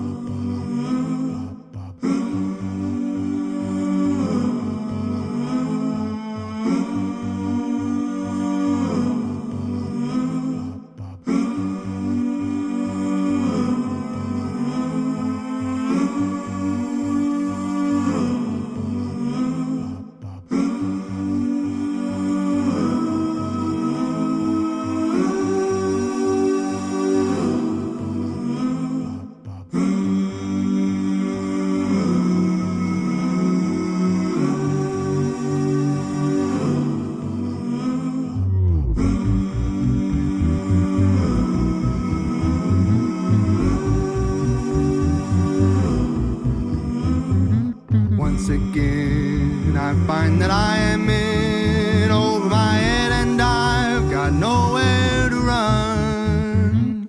Haste the day when my cares fall away, but till then I will say whatever may come. Oh, once more I have found the life I'm never leaving. Once more I have found the life I'm never leaving. Once more I have found. I look all around and I know I'm bound to find what I've been waiting for.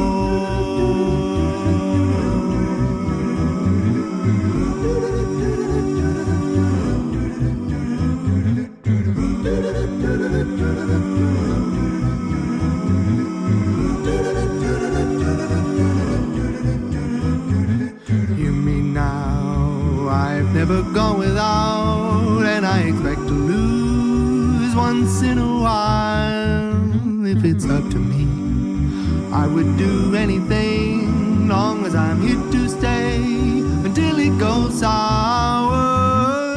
Once more I have found the life I'm never leaving. Once more I have found the life I'm never leaving. Once more I have found. I look all around and I know I'm bound to find what I've been waiting for.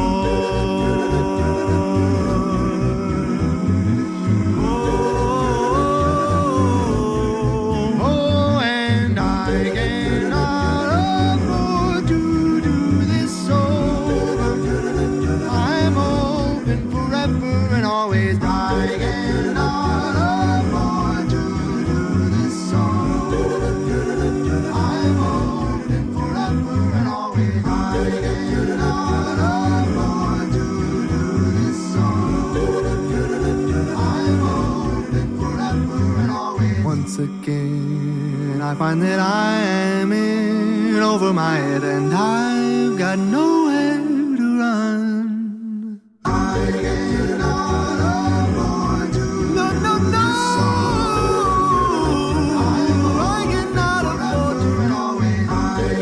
No, no, no, no, no, no, no, no, no. I cannot afford to do I cannot afford to do this over. I'm open forever and always. I cannot afford to do this over. No, I'm open forever and always.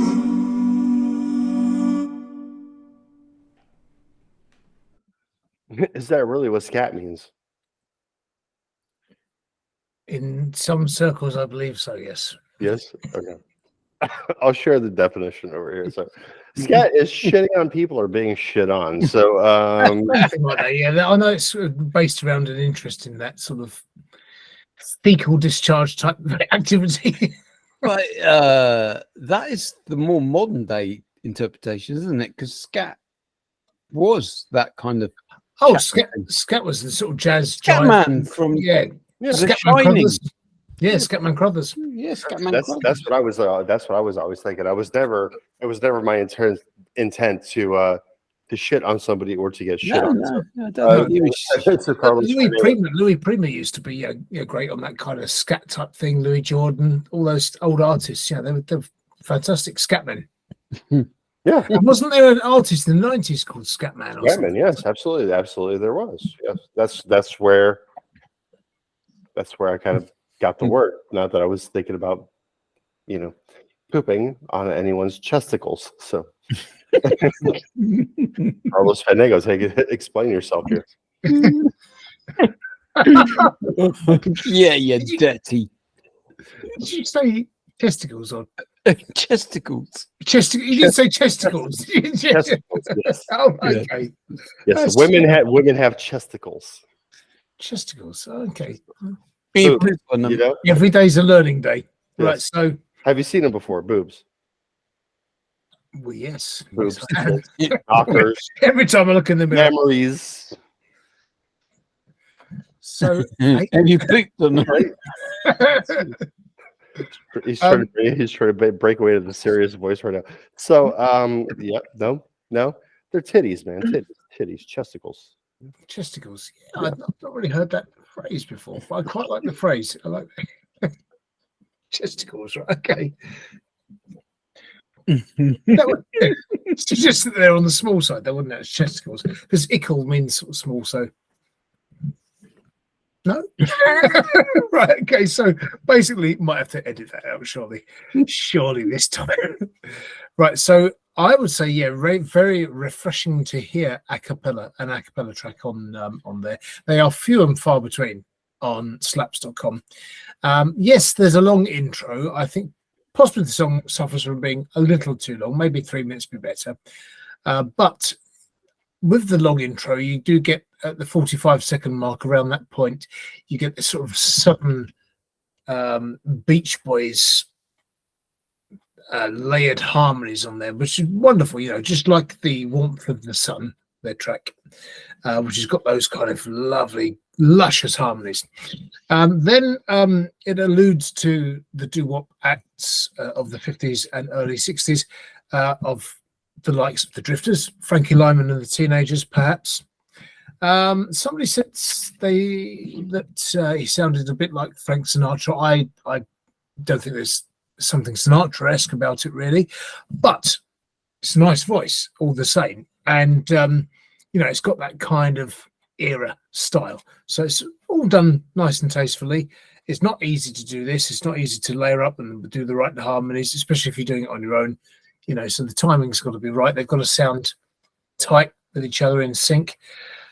But if you're the creator of the song, often that can be quite easy because it's what you're hearing in your head anyway. So, I think other than it's fairly engaging considering it's 4 minutes long. But I think if it's 3 minutes long, it'd probably be just as engaging, probably slightly better for it.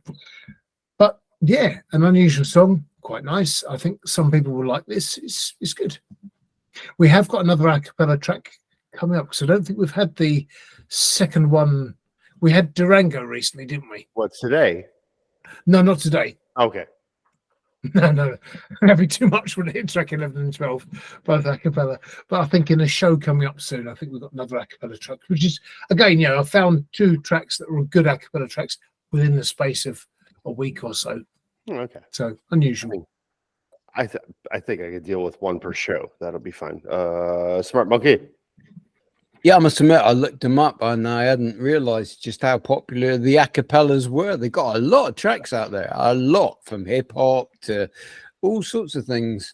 So yeah, I think I'm into the acapellas. They're a really good band. I'm sorry, that's a really sad joke. Anyway, let's move on. This is an unusual style of music. It's hilarious. Isn't it? It's hilarious. The acapellas. No, this is an unusual genre of music that we don't hear that often these days, and it harks back to the barber quartets of, well, I suppose you have them in the US, and you have those in the US, where you got these very much a cappella barber quartets that sing these songs, and the UK loved them for a while, and they disappeared off the scene. You know, things move on. But every now and then, you know, you get a song like this that comes in, and they're so beautifully sung and so beautifully harmonized. I mean, I put on there that this is pitch perfect. You know, this it is beautifully sung. It is a very unique and a niche style of music that isn't going to appeal to everybody. But when it's done well, it's done. You know, this is done beautifully, and there was an audience for this sort of music. I don't know if it's still out there, possibly. But, you know, they would rock up typically at live events and they would sing, and, you know, people would love it. It's not going to be the sort of thing that you're going to find typically on your playlists and things on Spotify. But as an example of this style of music, they do it incredibly well. If I have one comment, it's only a small one, is that the lead vocal on this track is a little bit muddier than the rest. So it almost sounds, because when you envisage this style of music, you almost see him standing in front of you singing. It's almost like the lead in this track is standing at the back, which is not what you would do. So I would be just layering it up and bringing that forward a bit more. Yeah, it's going to have its niche audience, but as an example of this style of music, it's a very good one. Well, I think that going back to the barbershop quartet, right? So the barbershop quartet, in my opinion, here is the barbershop solo. So Carlos Fandango. No,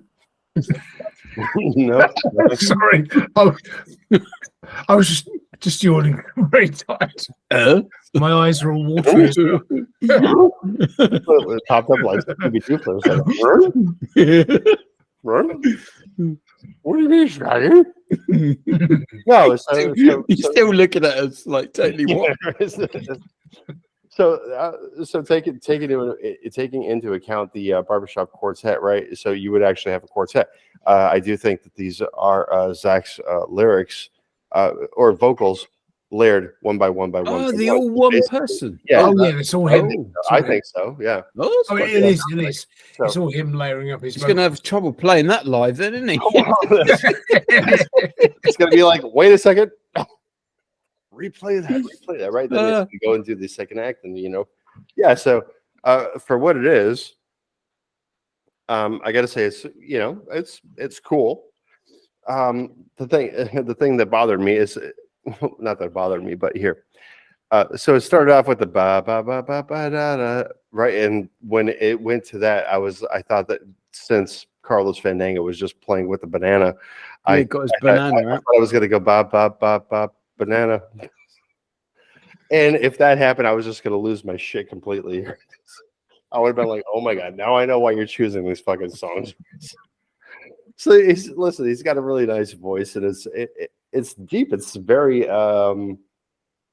it kind of like draws you into the whole thing, right? And it's very cleverly done. But the whole thing is that if you're going to do a quartet or even a duet, or for that matter, then you kind of need the people. So you need the other people.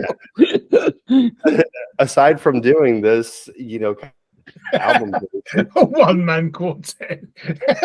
The one idea of that. Mind you, we laugh, but there are the keyboards now that you do your first loop, you press the button, you do the second loop. No, it could happen. You do even have the foot pedal loop machines for the guitars and everything like that, right? So yeah, it could be done.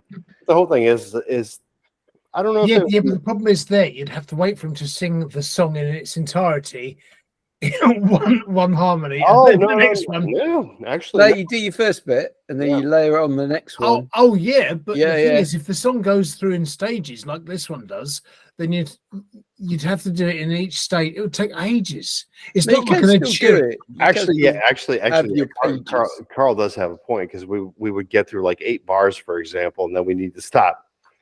reset and then do the second. Yeah, but you can't do that on these. I'm looking at my snazzy little thing down here that you can do that. You can. Oh, you've got a like, little thing. yeah, I've got my little snazzy thing. Stop that, looking at Well, your there's a novelty. man. Yeah, There's a novelty. yeah, and you can press little bits and it gets.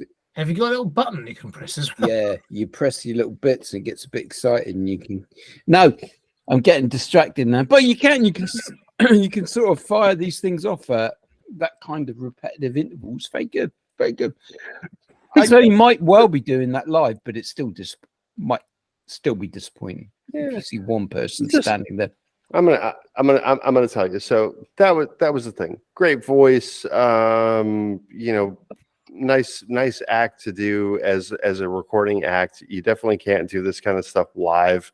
I think that being able to perform live is important, because you need to be able to take your music kind of like out on the road to make, gain new fans and so on. So here's one thing that really bothered me. He replied to every single comment Yeah. except Carlos Fandango's. Yeah, which was the detailed one that actually which was the very detailed one. So here's two comments before. Okay, so let's go back to three comments before Carlos Fandango. Nice vocals, reply.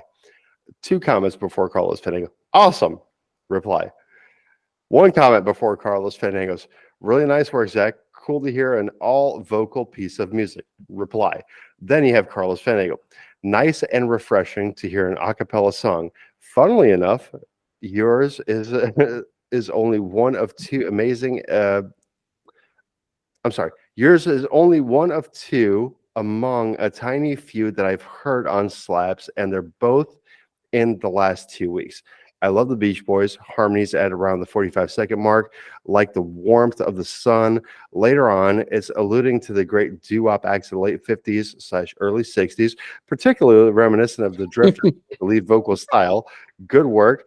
I'll get this featured on the Underground Sound review show with DJ X Tech soon. Fired up, saved and followed. I'm keen to see what else you do. Feel free to give a follow back and check out my music. You may enjoy Letting You Go. I've seen it happen before, and keep on keeping on. So that one got absolutely no reply. Yeah, I don't blame it. I think he died by the time he finished reading that. Right? It's like, what a pretentious cock this guy. Like, who the fuck is this guy talking about my music? The comment that I left. Oh, where the hell did my comment go? I put up noise fucking and he deleted replied 15 times to me going, thanks, Smart Monkey, thanks. You're all right, man. I think less is more. My comment was that seems like you're replying to the non-listening comments. LOL. So word, bro, word. And what was the reply? Well, I haven't gotten one yet, because that was not but a few minutes ago. But I'm thinking that I'll get a reply on that one. So word. This did happen last week. We noticed a comment last week, didn't we, on the track that every person had put. Bro, it's every single one except for yours. Yeah, I know. I'm gonna play for it up, Dan. Lick my balls. So we got I love it. Thank you very much. Be good. We got the cool, simple but lit. I like this. Cool. See that? Well, I like way it. better than Cool. your simple Good. butt lick. Great job. I thought it said simple butt lick. Yeah, I think that is so much better than yours. All that words when you could have summed up with simple. Yeah, all those meaningless words. Oh, Simple All that butt lick. listening. See, folks, we pay attention to this stuff, okay? Because we are the Underground Sound here, and we do listen to all this independent music and this fantastic music. So please do visit the video description below.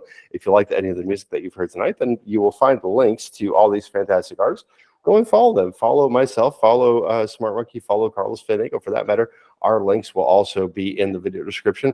Please do visit our website, usundergroundsound.com, to find our radio station and everything that's going to be going on with the Underground Sound here. And if we leave you a comment, believe me, we've listened to your song. We've gave it some commentary, and you ignored us. For you just to ignore us is just kind of like. No, it's Like that's kind of like getting ghosted after the first date, isn't it? I don't take it personally. You go take someone out for drinks, and then you're just like, had a lovely time. Yeah, but I don't think there's any spark there, don't you? I get a lot of that. To be fair. What are we comparing here on that one? They don't even say I've had a lovely time. We're just comparing my dating life at this point. Just think about the drinks. Nice. They don't say I've had a lovely time. Your outfit look. I think your outfit. Your outfit. I think your outfits for crying out loud. I almost said.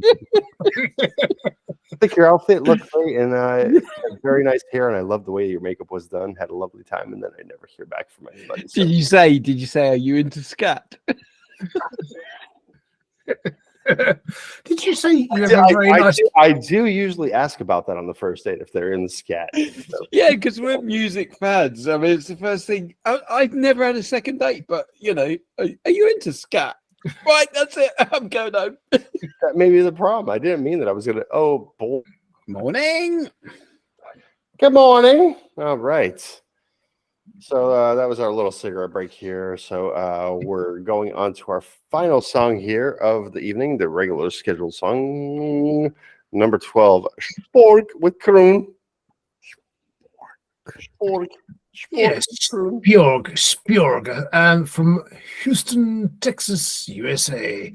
So, says here, SPEORG are a one-piece American avant-garde alternative rock band from Houston, Texas.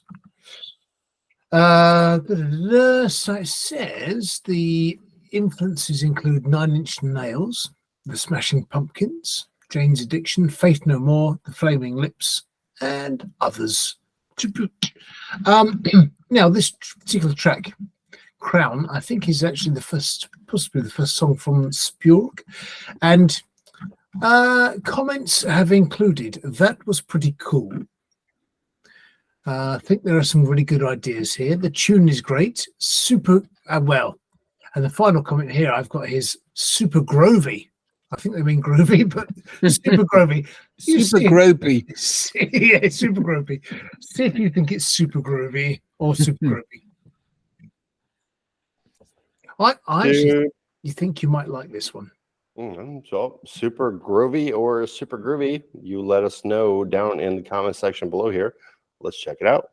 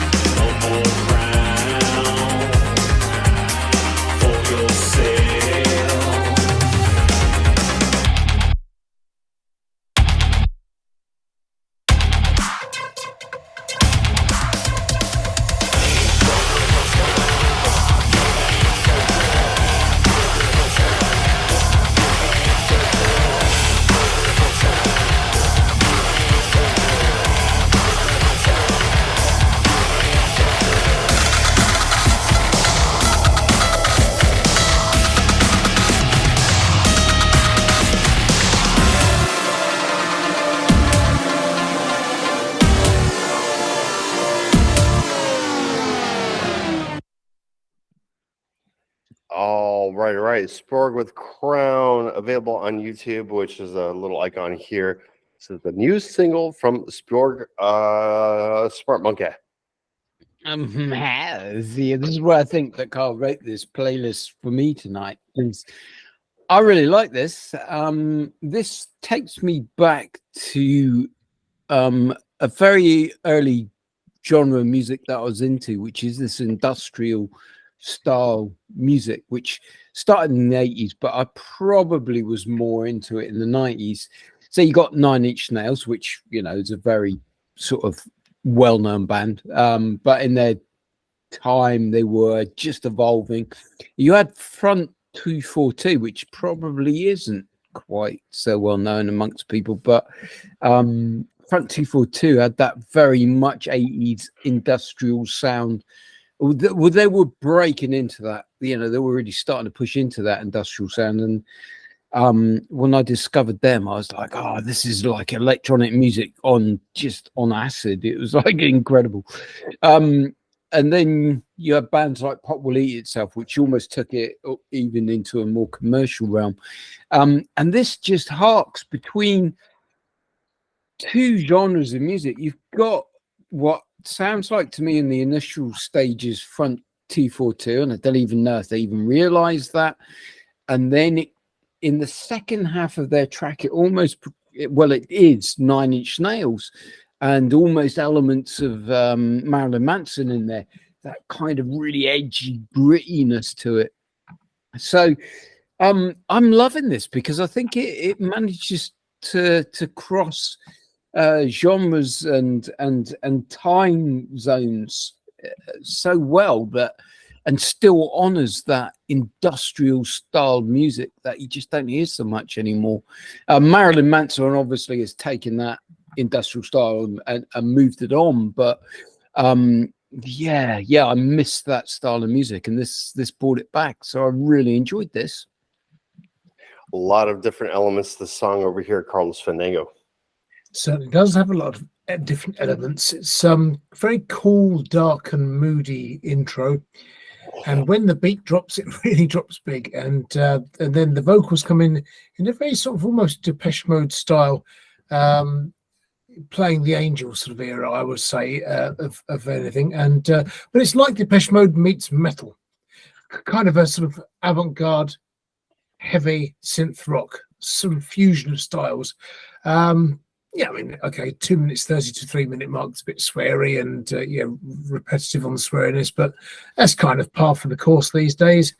But you know, when all things are considered, it's really unusual. It's when we think about some of the tracks we've heard recently, the only thing that's comparable in terms of the creativity and unusualness of the whole thing is probably Mustafa, with some of the tracks that he's been creating. So, but when you've listened to it, you do feel like you've been hit by something unusual across the face and ears and everything. And it makes you want to sort of hear it again and just a bit curious. It's definitely got something twisted in there, something in terms of the bit of swing in there, and also ebb and flow, about that much on the banana of ebb and flow, I would say. Pretty good. What happened to Pecker? What the hell? Bananas go.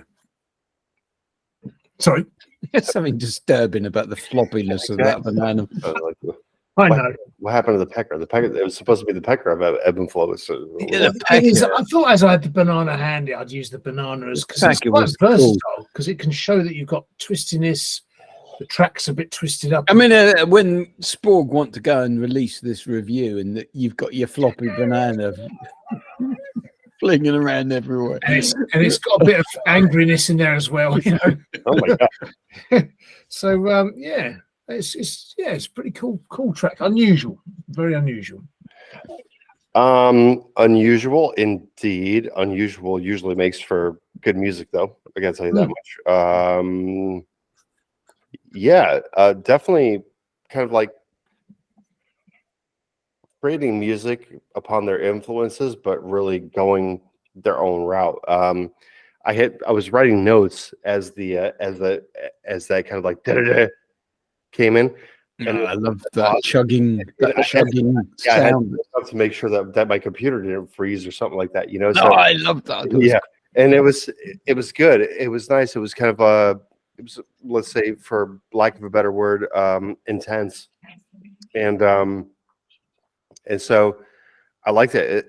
This really does go on the feel of Nine Inch Nails and Marilyn Manson. You know, really, I mean, those are really two comparable acts that I could think of just off the top of my head. The other one would be another indie act, which would be the Very Reverend with the song that they had, Holy Ghost, and it really kind of like broke onto the to the same scene. So what was cool about this is it had a little bit of like that 80s synth into it along with that hard rock. So I definitely get the comparison that Carl had made over here with Depeche Mode. However, I don't ever really recall Depeche Mode ever doing something, you know, quite as heavy as this was. But with the 80s synth involved, then I do understand that comparison. If we're just going to look at the synth by itself, then I do understand that. So yeah, I got to say that this is, again, last week we had a, you know, surprise of a show closer. Was it last week or the week before, Carl? Again, because you got to remind me on this. Oh, well, I can quickly. Last week we had, hold on. Oh, that's right. It was "Love Her" by Byron and the Pyros. Love her. Yes, with "Breathe in the River." Oh, that one. Yeah. Okay. Sorry. What's that? Well, the show closer, I think, was Byron and the. Oh, hold on. You heard Byron and the Pyros, didn't you, Rob? Pass. No. Right. Well, last week. Then that was last week. I can go and have a little look at what I last said. That was last week's show closer. Then in that case, that was the show closer. I was listening to Elton John. Oh yeah, that's right. Elton John and the Bee Gees. Yeah. But last week's show closer, which again, comments that I had written down was Tool, Perfect Circle, Muse, The Cure, 80s synth, heavy metal, Pink Floyd's Pigs. These were just some of the items that I had thought of for it was. Yeah, Byron and the Pyros was the last one. Yes, Byron and the Pyros for the Lover. Yes, absolutely. Yeah, because it made my top. Because it made my top on the top three. Yeah. Yeah. So this is a bit comparable. However, we've been having this problem this evening. We've been having this problem this evening where the vocals have just been too accentuated. They've been really, really out there. So my only thing production wise would be that the lyrics are just. Not the lyrics, I'm sorry. The vocals are just too far out ahead of the song. So I really don't know what it is. Maybe sometimes I listen back to these shows like after the fact, and I think like once they're rendered on YouTube and everything like that, right?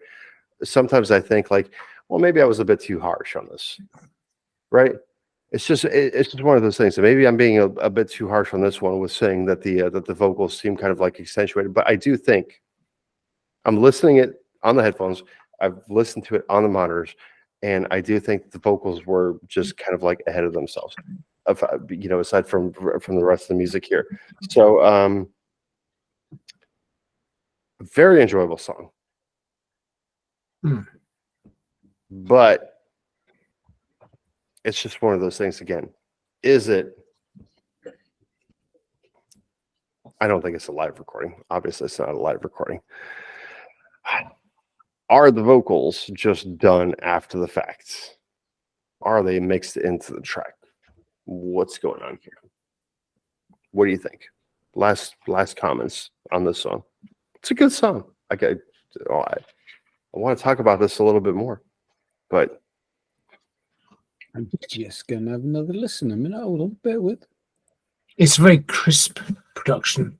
I found it interesting. So yeah, I have to be honest. When I listen to this track, it so reminds me of when Front 242 were introducing themselves into that genre. It's industrial music, and industrial music wasn't really out there back then.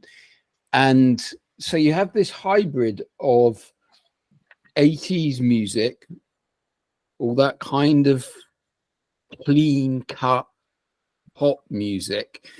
And that's exactly why this music, it was almost the punk of that, in that it was industrial. It was there to turn it on its head. And it had elements that were still 80s, but it was pushing boundaries and moving it into a new genre of music.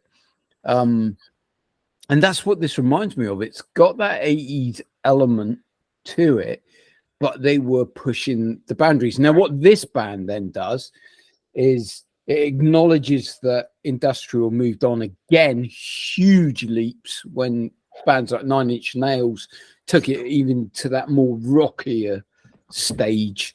And so you've got this almost jump. And what I quite like about it is because that chugging gap that happens in the music, that almost purposeful break that comes in and then goes, leaving the old, moving the new. Whether they did this on purpose, I have no idea. But leaving the old, moving the new, and then you get the Nine Inch Nails aspect of it. I love that because it was almost two generations, not genres, because they are the same genre. It's industrial, but two generations of music styles. I think it's quite clever.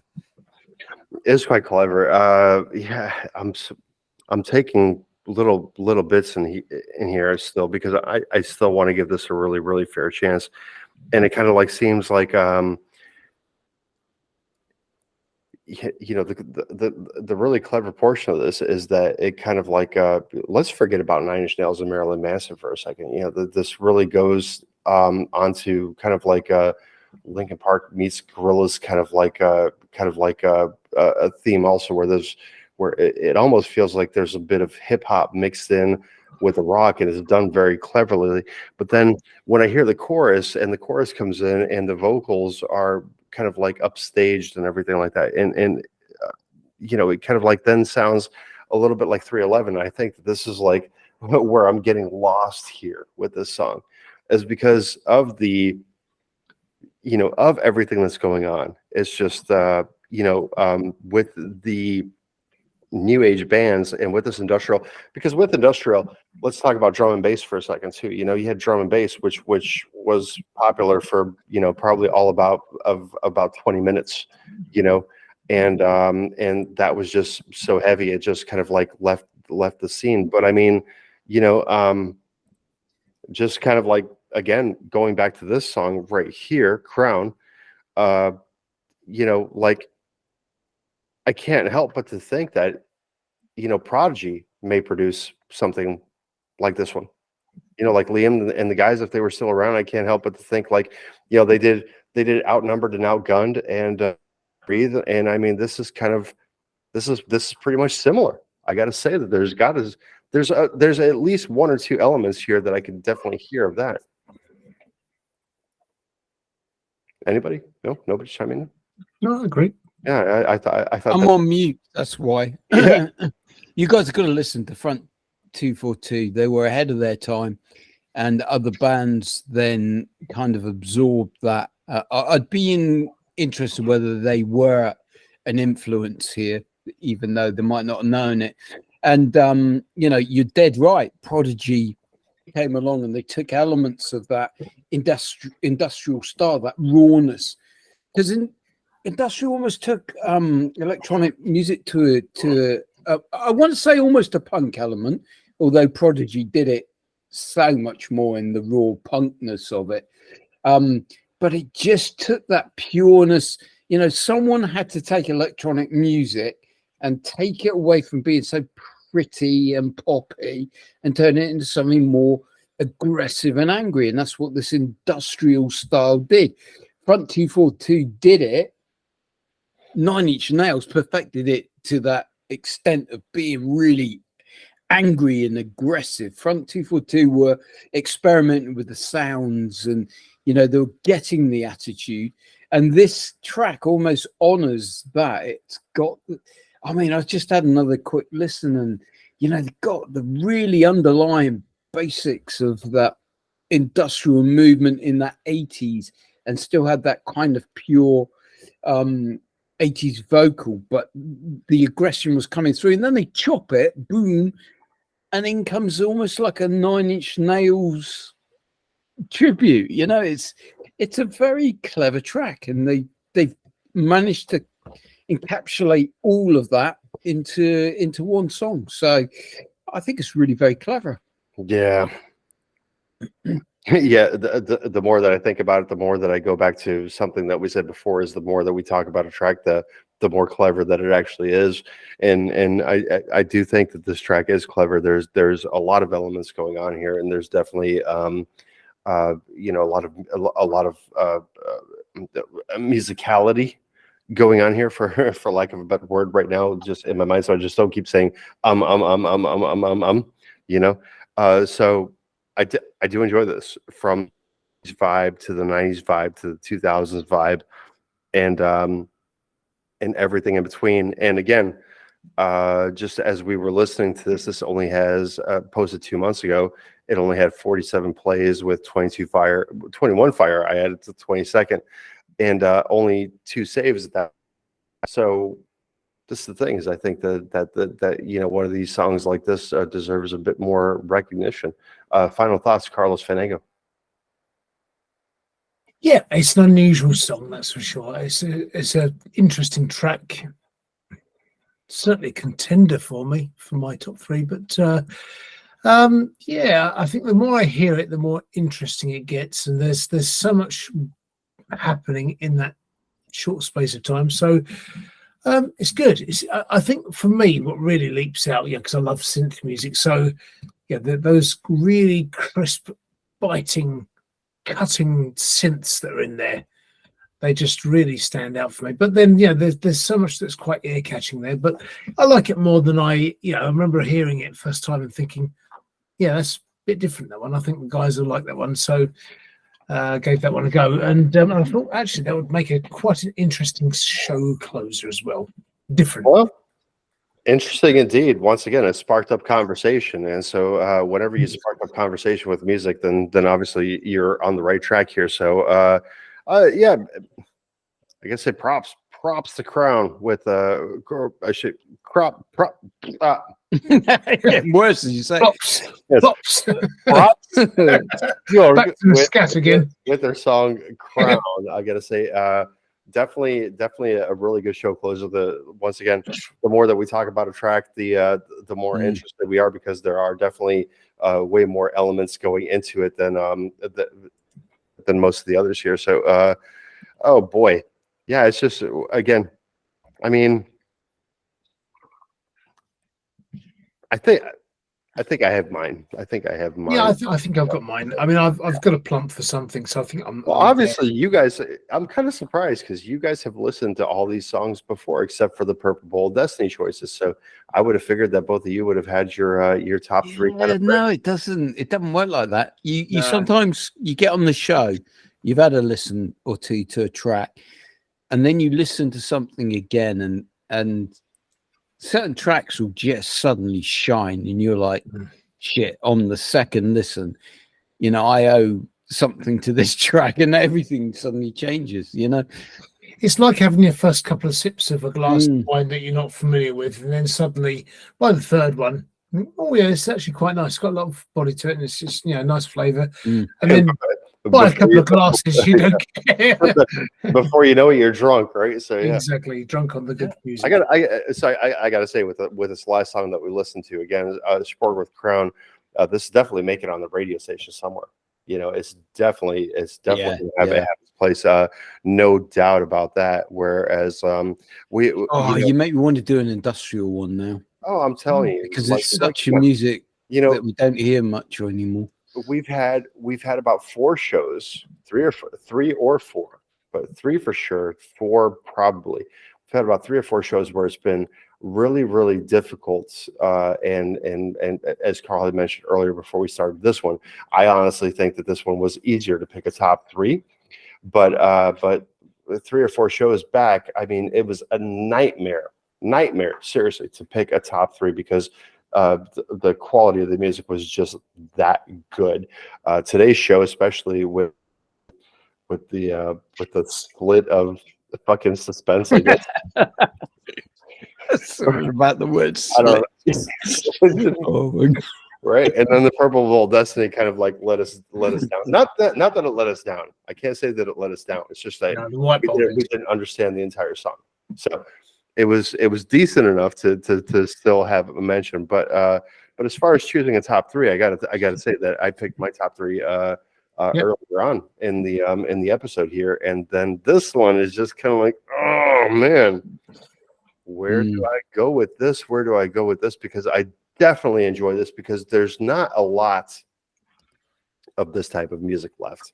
You know, that's why for all you guys that are joining us for the first time, if you haven't heard the Very Reverend with the song Holy Ghost, please do go check that out because that is one that's going to be comparable to this song here. And so, SPEORG, if you're listening to us, then do go check out the Very Reverend as well, and you know, you'll see what I'm talking about because your music has this kind of like raw grittiness, which is just very cool and it's very pretty thought provoking. So I got to say that for all intents and purposes, as a show closer here for Carlos Fandango, who actually produces this track list and gets everything together for us to listen to.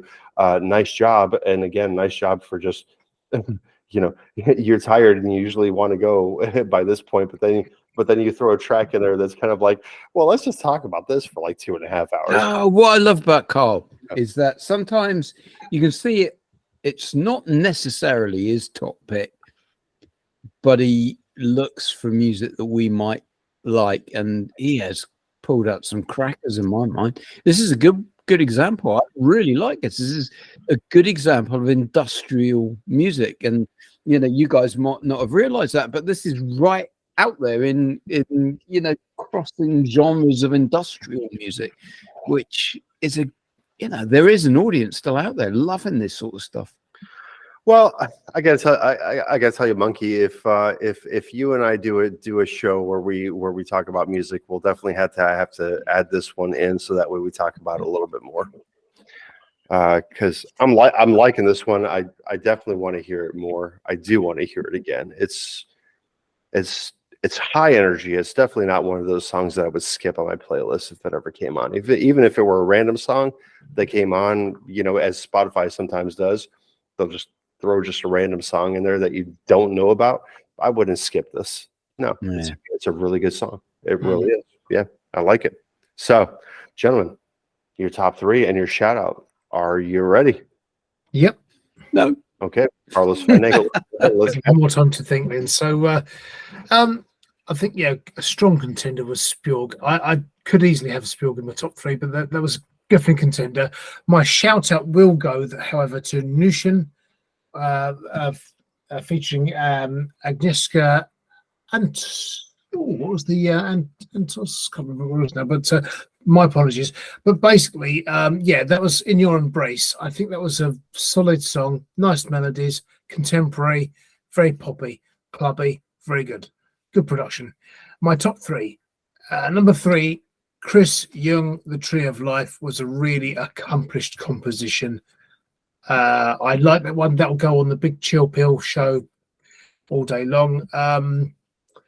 I really like Darryl Peroni's Sugar Free. That's my number 2. There's something addictive about it. I take on board what Tom said about, yeah, a bit more development of the song, but that would go on a nice synth electronic sort of show. And for me, I think the one that really it's taken me a while to really like is Aziz Dhanu, Kriteria Pendahulu, because that one's just so Pink Floyd, and it's, you know, so Pink Floyd, and I love Pink Floyd. You know, it's just one of those acts I really enjoy, but it's just kind of feels like a lost track from Dark Side of the Moon or something, but in another language. So really cool track that'll go on the retro show when we play it on the radio. So I think that one started to shine for me tonight. I quite liked it before. I really like it now. It's one of those ones that few sips and I'm there. I really like the flavour of it. Yeah, I gotta tell you that for tonight's show, there's probably 3 songs that aren't going to make it onto the radio here at all. I think that all 3 of us know which ones they are, but Mr. Monkey. Oh, I'm dreading this one. 3. Yeah, this is How many shout outs am I allowed to give? 1. One. 1. One shout out. 1 shout out in the top 3. Oh, mother. Yeah, but if you're clever and you do it like I did, you say that one was a contender, but my shout out goes to. Yeah, exactly. He's not very clever. He thinks he's clever. It's just I allow it. Yeah, like I wouldn't have said, well, I would have said, if I possibly could have said, Nushan, Board of Directors, Darryl Peroni in my shout outs, but I won't, because that's almost like every song we've listened to on the show. That would be breaking the rules. But I will give a shout out to Ollie Schewerin, yeah, because I just love a bit of Schewerin. No, but I just love. I love a bit of Schewerin. I love a bit of Schewerin. Schewerin. There's just something cinematic about his approach to his music. It was beautiful, and I just thought it could so easily fit in a Netflix series. But it was pushed down. It was in my top 3, but it was pushed down as we went along. So my voice is disappearing. So in number 3 is Aziz. I've got to agree with you guys. I mean, that to me was just beautifully just put together, constructed so much like all of that genre of music that we love, and so Pink Floyd, and the harmonies and everything that was going on. I just thought it was a beautifully constructed track, and you just can't pass up on how much effort's gone into that. Then for me, SPEORG and Crown, just it's almost like Carl plucked that out for me, because I absolutely love industrial music. Did it back in the day, love it now. You just don't hear it done so much now. So to have a new artist coming out and pushing those boundaries and almost giving you 2 styles of it, I loved it. And then for me, the one that just shone just because of its its artistic relevance and its beauty was Chris Ljung and that Tree of Life. I just thought that was just beautiful. Again, cinematic soundtrack, conjured up a lot in my mind. So there we are. That's my 3. Top 1 being Chris Ljung. Did you just give 5 tracks? No. Okay. I will blame it on the alcohol that I don't remember. So never did. Never. I think I actually gave 1, 2, 3, 4, 5, 6, 7 actually. But here's a good way of doing it. I suppose if you just went and said, right, so my number 3 is blah, blah, blah, blah. Yeah, and my number 3 is. I think I just did do that in some way. I think I was like going, look at these cards. Which pick one. Here we go. Follow the queen, right? So we're gonna do 3-card money over here. All right. I managed to squeeze 7 in there without people realizing. Well, I'm not gonna cheat. So I'll tell you this much: if I could have 2 shout outs, then my number 2 shout out would be Darryl Peroni with Sugar Free. But I mean, since I can't have 2 shout outs, then my shout out is gonna be SPEORG with Crown. Wow, really mesmerizing. It's fun to hear that kind of music on this day and age. right? Where usually when you turn on the radio, you're hearing kind of like this mainstream kind of like hip hop, right? So it's going to be like Lil Nas X or Monty White, or even the recycled stuff like Drake and Post Malone. Not that there's anything wrong with these artists. Once again, we have no beef with the mainstream artists, because once again, as I've mentioned before on previous shows, they've paid their dues. They've paid their dues. They've paved the way to become mainstream artists. So there's nothing wrong with their music per se, and there's nothing wrong with their persona. The whole thing is that the radio stations just really glorify them to be, gods, when you have all of this music underneath the layers here, which is just fantastic. So the honorable shout out here going to SPEORG with Crown.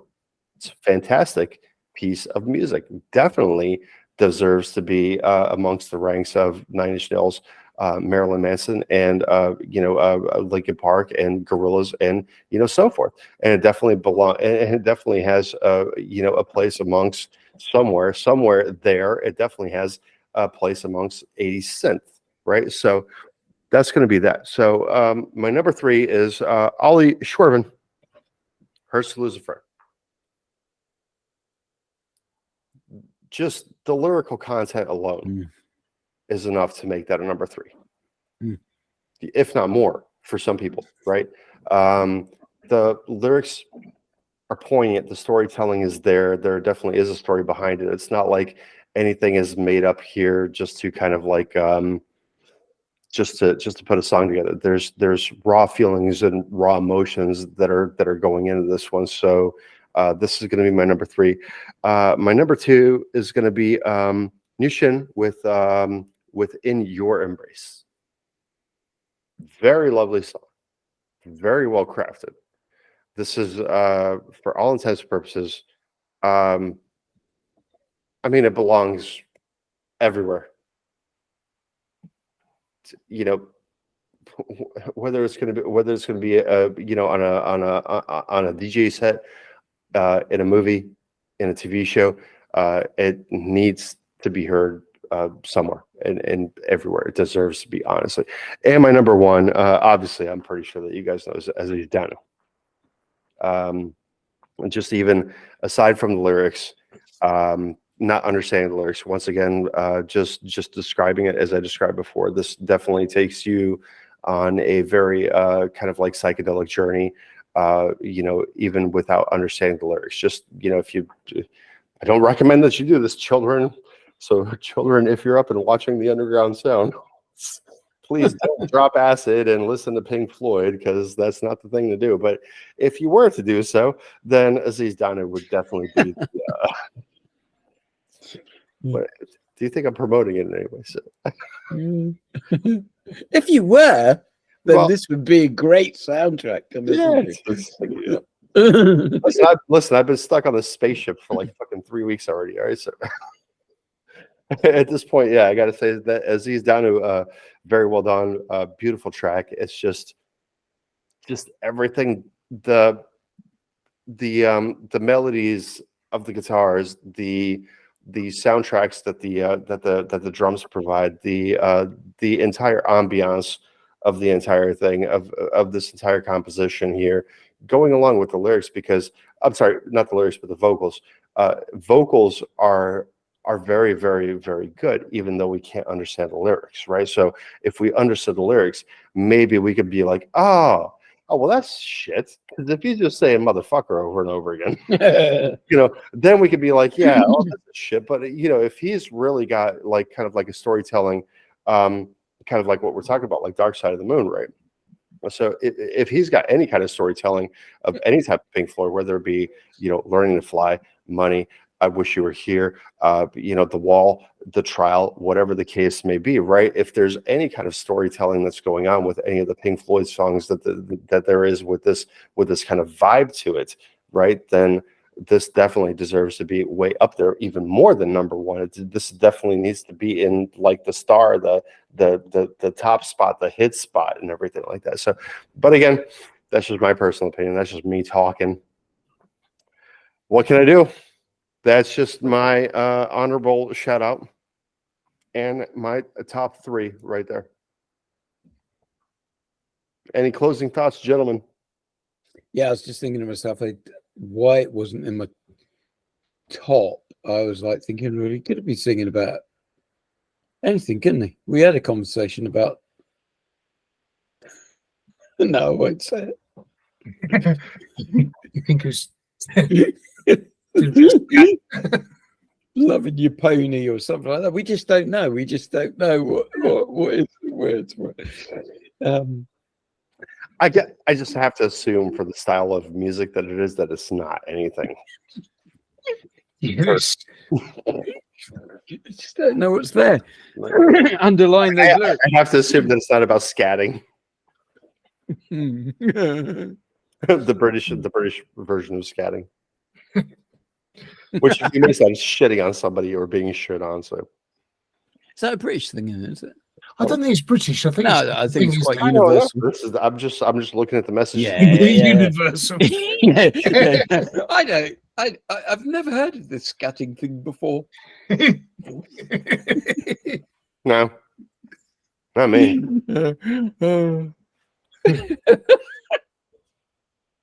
Oh my god! What, are we still here? But it's a good show tonight, guys. Really good. I am really annoyed that I can't pick 7 because they were all really, really good. But we're not allowed to pick 7, and that's just where it is. So let it lie, smart monkey. Yeah, let it lie. Just leave it. Leave it, Rob. It's not worth it. Shit on it. Shit on it. Yeah. Oh, that's just the way that it is. Like, listen, folks. Once again, visit the video description below because if you disagree with our top 3 and our shout outs, and you think that anybody else deserves a shout out or to be in your top 3, do visit the video description below and make these artists your own on your own personal playlist. Go show some love over here.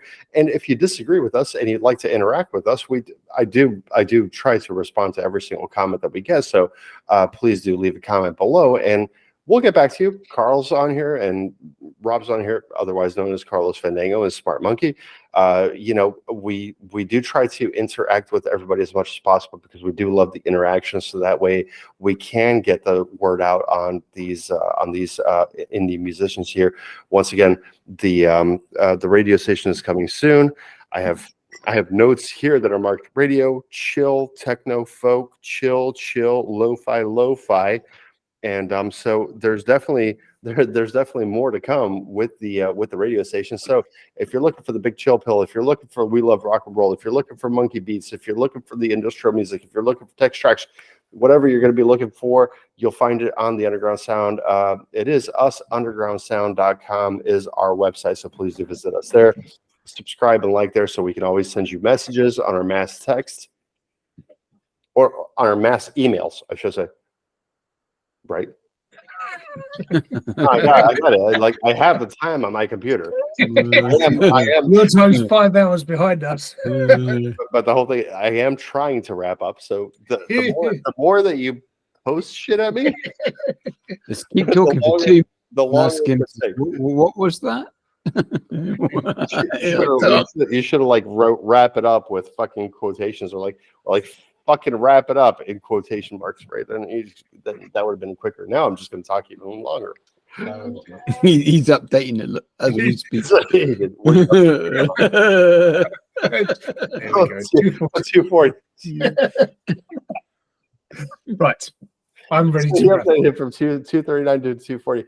We do thank you for joining us. We are actually recording on a Saturday today, which is August 12th of the year 2023. The next episode's uploaded. Both will probably be on Friday. I'm going to try to get one uploaded earlier. I don't know if I'm going to be able to make that possible, but because I do have 2 episodes to edit here.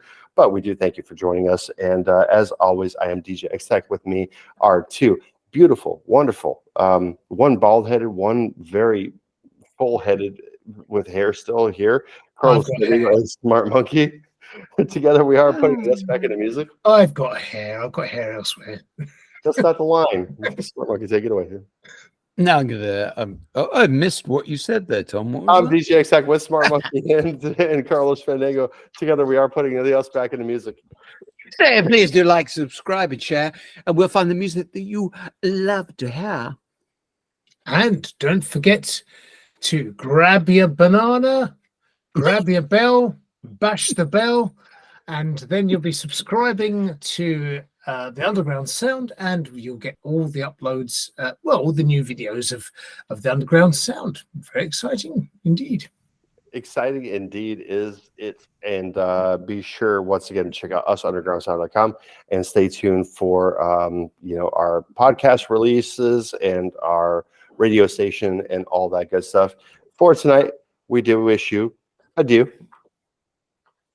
Who loves you, baby?